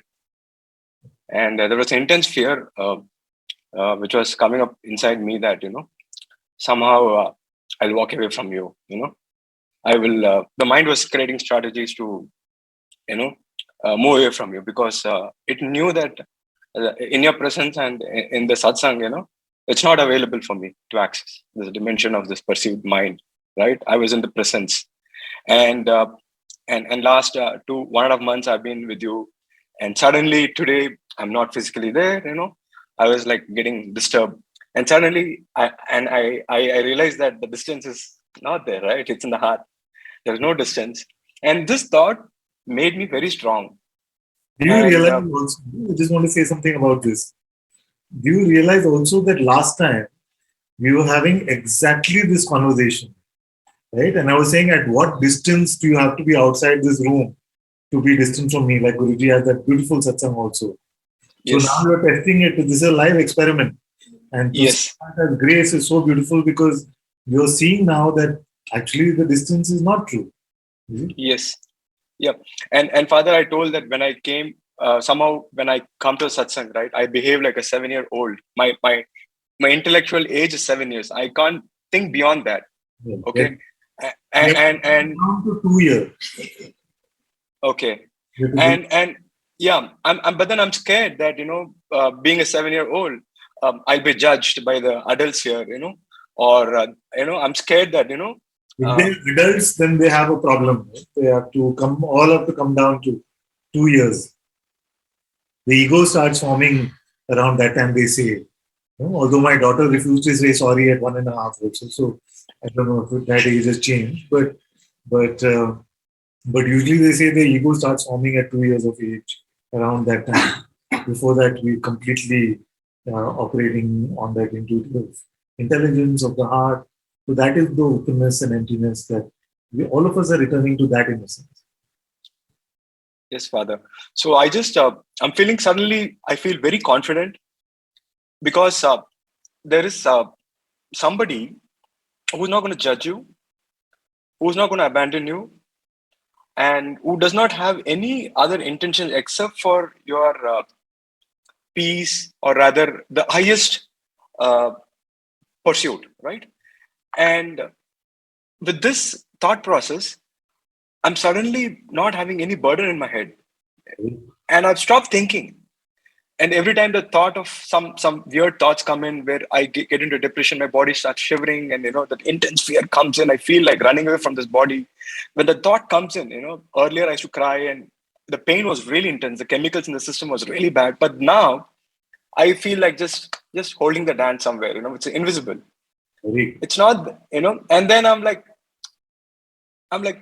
it's fine, chalega, because I know that I'm like a kid, fine, I'm happy that I'll not be lost, even if I'm walking around, I know that the Father's eyes are with me, and even if there are so much of crowd, but still, with one click, I can just get back to the hand, the invisible hand, and this psychological confidence is made me drop all expectations in the perceived world. When I'm operating, I'm not operating from here, though there's a lot of mind coming and telling me, don't go to him, do not come to satsang, you'll be thrown out, like you'll be judged, you already cried enough in front of people, and you'll be you're mad, I'm already on medications, like already I'm thinking that I'm gone mad, and now the safe space supposed to be safe, but then the mind is telling, no, you're not safe here, right? And you told me that come what may, you just come. Yes. And this the mind is not liking it. Of course. Of course. It's not liking it. It's telling me, just get out, go out, do something, just escape from him, like do something else, you'll be happy, but not this. So somehow, yeah, some things I want to say about this also. So this is very good. I'm loving this report, what you're saying. And these are some of the patterns I've seen over the years when, some, like you said, you're new to satsang. So initially what can happen is it can play this card that, oh, Father doesn't love me enough, or he's going to abandon me. So we do a preemptive abandonment. Even before get out, I'll only go. So it's like a different that we have, right? Yes. Plays out in the world as well. Then after some time, what's going to happen is this stuff is getting boring now. I've left, I've come here, he's saying the same stuff. He's always with me anyway, so why I have to come to satsang? So it plays all this kind of, it tries to use boredom and rationality to take you out of satsang. So it will play all of these tricks. So you remember my guidance, which is you just come. Yes. You'll be fine. Thank you, Father. Thank you so much for the love. And I'm very happy, just that I've come to you. I'm very, very happy. It takes all the stress away from my head. Thank you, Father. Thank you so much for your love.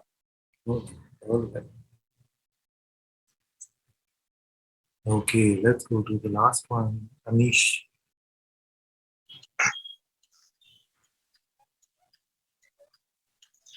Guruji, namaste. Namaste, Namaste. Namaste. In fact, it's my first satsang with you. One of my friends I was speaking to yesterday, we have an association of about, I would say, 7-8 years. And I've been listening to Muji Baba, listening to Joe Dispenza, Eckhart. Then I've been an Osho sannyasi for 5-7 years. I think Meera. Meera was my friend. Yeah, I was having a word yesterday with her, and it's so beautiful. Thank you so much. I've been here. I've been listening to all of all who are present, and it's simply so beautiful. I mean, just to be a part of this group, and just the sheer You are awesome. I mean, thank you so much. Thank you. So sweet. Thank you so much. In fact, I wanted to use to ask something. Just a moment. Just a moment.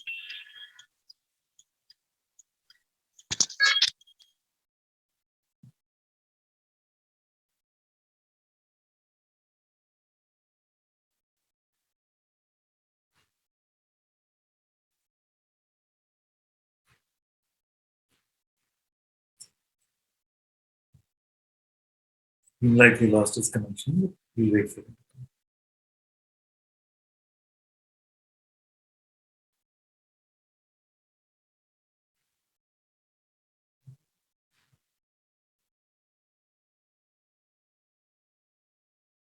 He had a bit of that hostage look. ये कब खत्म होगा कब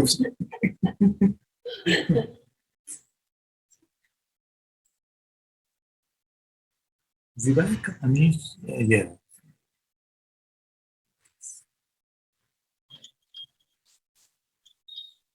Guruji, can you hear me now?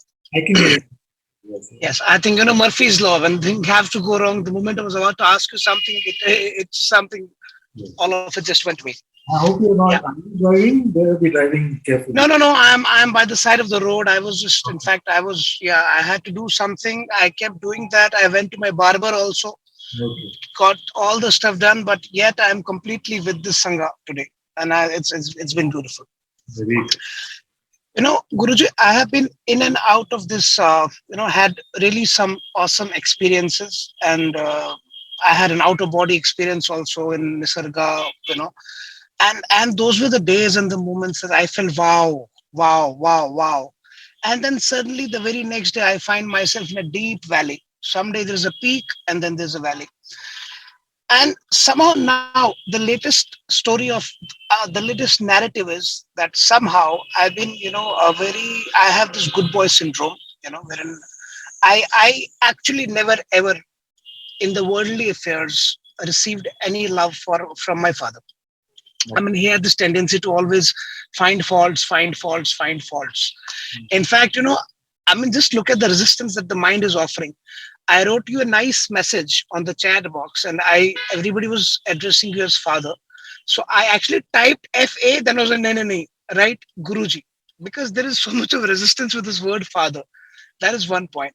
And then somehow I was like, okay, the kind of a father I had, I will never be a father like that. Or the kind of a husband my father was, I will never be. So I somehow developed this good boy syndrome that I need to be good. So last 20 years, I have this wonderful lady who I'm married to. We have two lovely kids. I have a daughter, 17 years old, and a son who's 10 years old. And I love them like crazy. I'm a loyal, decent, cool father. But what has happened now is for quite some time, I realized that I have kind of, gone away from each and everybody in the world. Everyone. My life just revolves around these three people, my wife and my two kids. But somehow what I see now is that, of course, I do understand my kids have their own way, their own friends, own life, and I'm no one to control it. I mean, that's one beautiful thing that I never did. I mean, they are them. I'm no one.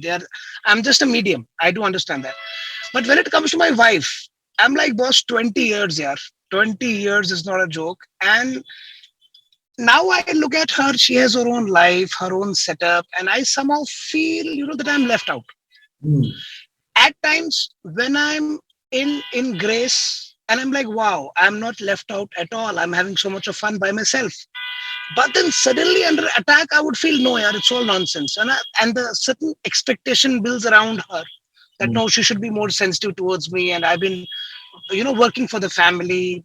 I mean, I again, the mind concept of, comparison, like, I mean, anything and everything that my kid's wife have ever wanted me of, everything to the best of my potential with my whole heart. I have tried to do that.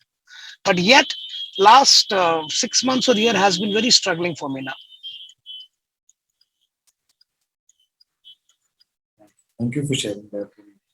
Thank you so much for your openness, your integrity. In the first time you've come up and you've just been so intimate and like part of the family already. So very, very happy to have you here. And I look forward to meeting you often.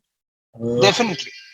I will say one thing, which is that life seems to have given you this beautiful opportunity where the ones that can be the greatest demands for your time and attention are now finding some space for themselves and therefore are giving some space to you also. You see? And your mind where is not liking that, saying, well, I have sacrificed my whole life, 20 years for them, and now they just like left me alone. They don't really this thing.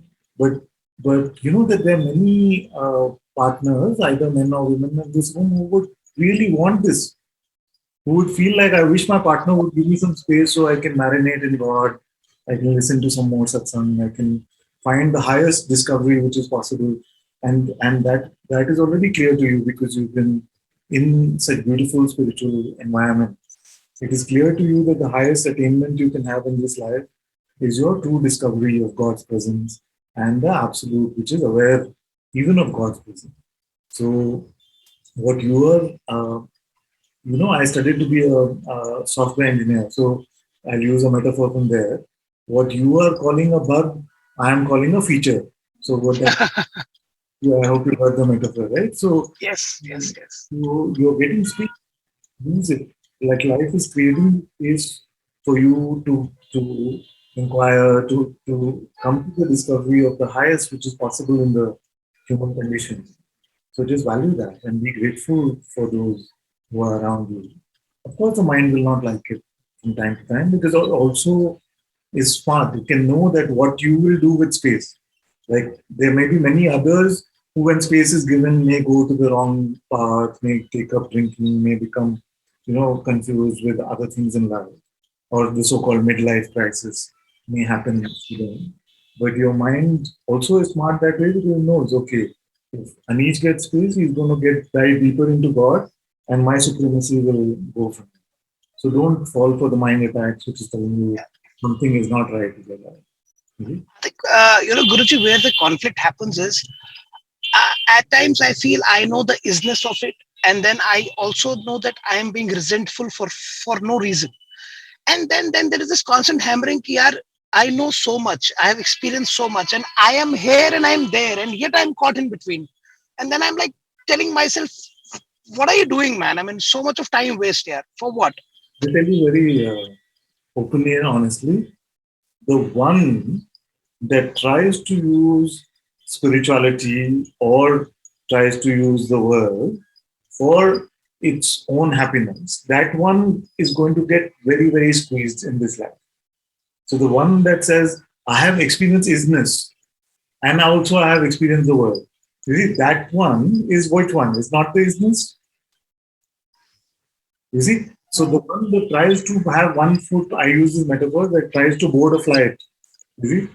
The isness, which is the reality flight, but wants to keep one foot on the ground also. What is going to happen to that one? It is going to get stretched out. It is going to get squeezed. Correct. So this is auspicious in a way that you're realizing that this identity is uninhabitable now. You cannot inhabit it because your longing is pushing you deeper into isness, into God. You see?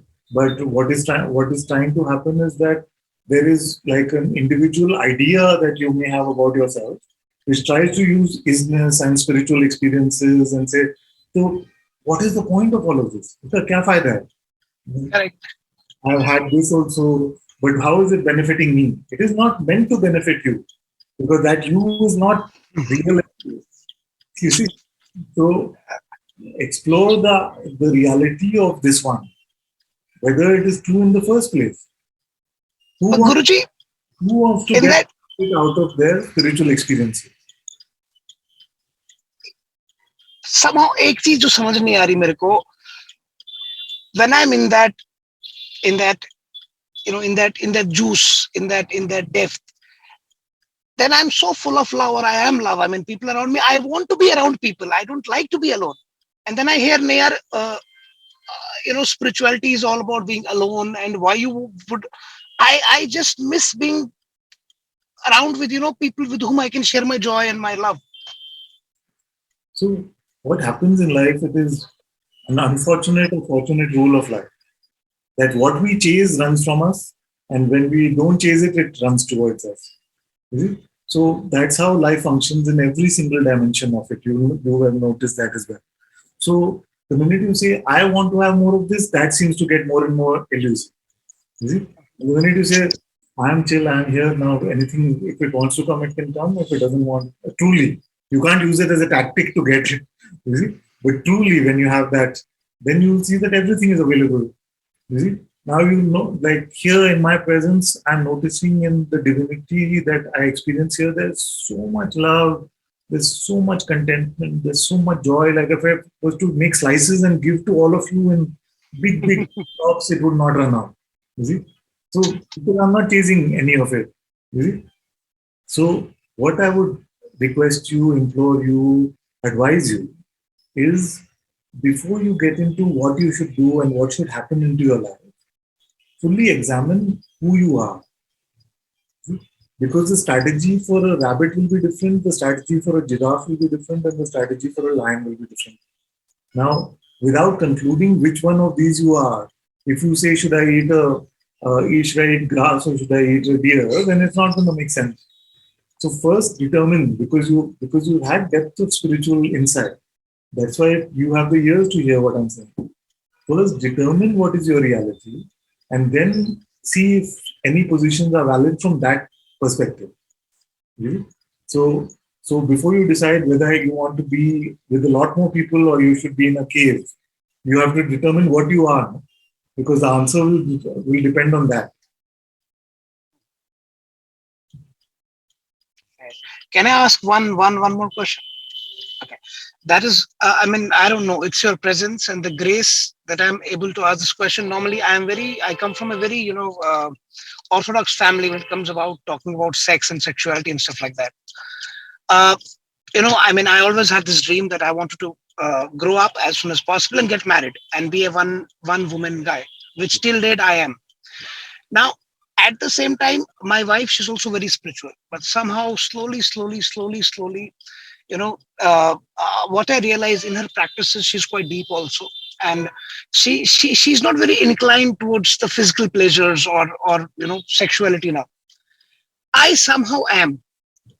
And she's so kind of crazy. She would tell me, yaar, why are you trying to pester me? Yaar, ek kaam kar, tu bahar ja, kuch bhi karna hai, kuch bhi. On one hand, I feel that yes, that part of, I don't know to call sex vasana or what to call it or address, because that gives a whole different narrative to all the things. But yes, that part of me is still there. I would still love to do it. Yet I would love to do it with my wife and nobody else. Because I have this, I don't know, I have this very fixed, mindset around, and it's not that for me sex is a very intimate thing. It's about merging and melting. It's not about just two physical bodies and stuff like that. So ab Guruji, मैं बहुत परेशान हो गया उसमें कि what do I do? Thank you for sharing. That's beautiful of you to just be so open and honest. It's very good. I would say that again, like I was telling another child before this, there is no like guideline or template that you can make and say this is the right thing you can do, this is the wrong. No? So what can we trust then? Then that feels like, oh, then am I supposed to just be lost? Then if there's no right or wrong, then how am I supposed to operate? So I would advise you that you keep your eye on the highest goal, like I'm showing you, and then follow in terms of worldly things, follow your heart moment to moment. Is it? Follow your heart moment to moment. For me, sex is neither special nor shameful. You see, in the world's culture, we made it that way that in some cultures like the West, the so-called West, it can seem like it's a very special thing and people are just constantly talking about it. In some other cultures, we made it a big shame. Like if you talk about sex, if you even think about sex, then you're a bad person or something like that. But it's neither of these things. It's just part of the human condition. We feel hungry when we've not eaten food.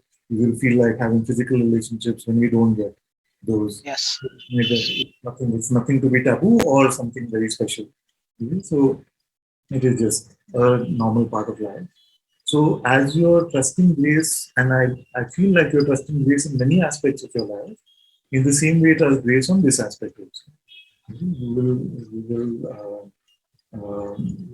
You will find your guidance, you will find your answers with that grace. because I don't want to give you a template and say, no, it's okay, just do whatever you want, because that can be that can be misunderstood. I also don't want to tell you, no, but it has to be only this way. You can't have an open marriage. All those things are very bad or something like that. I'm not judgmental about any of that stuff either. Right? But there is no real answer, because that answer then would be like I told the previous one also, would be then general knowledge, and then everybody would follow that. So there is no template that you can follow like that. You just have to keep your eye on the main road, right, which is God, and then trust God's presence to give you the answers moment to moment.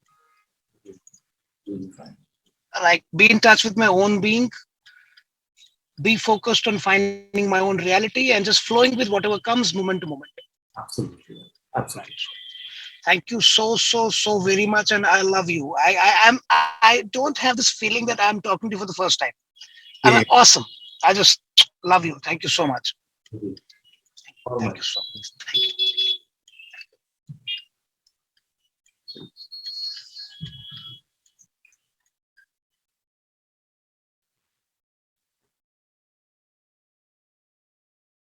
Thank you all so much for being in Satsang today.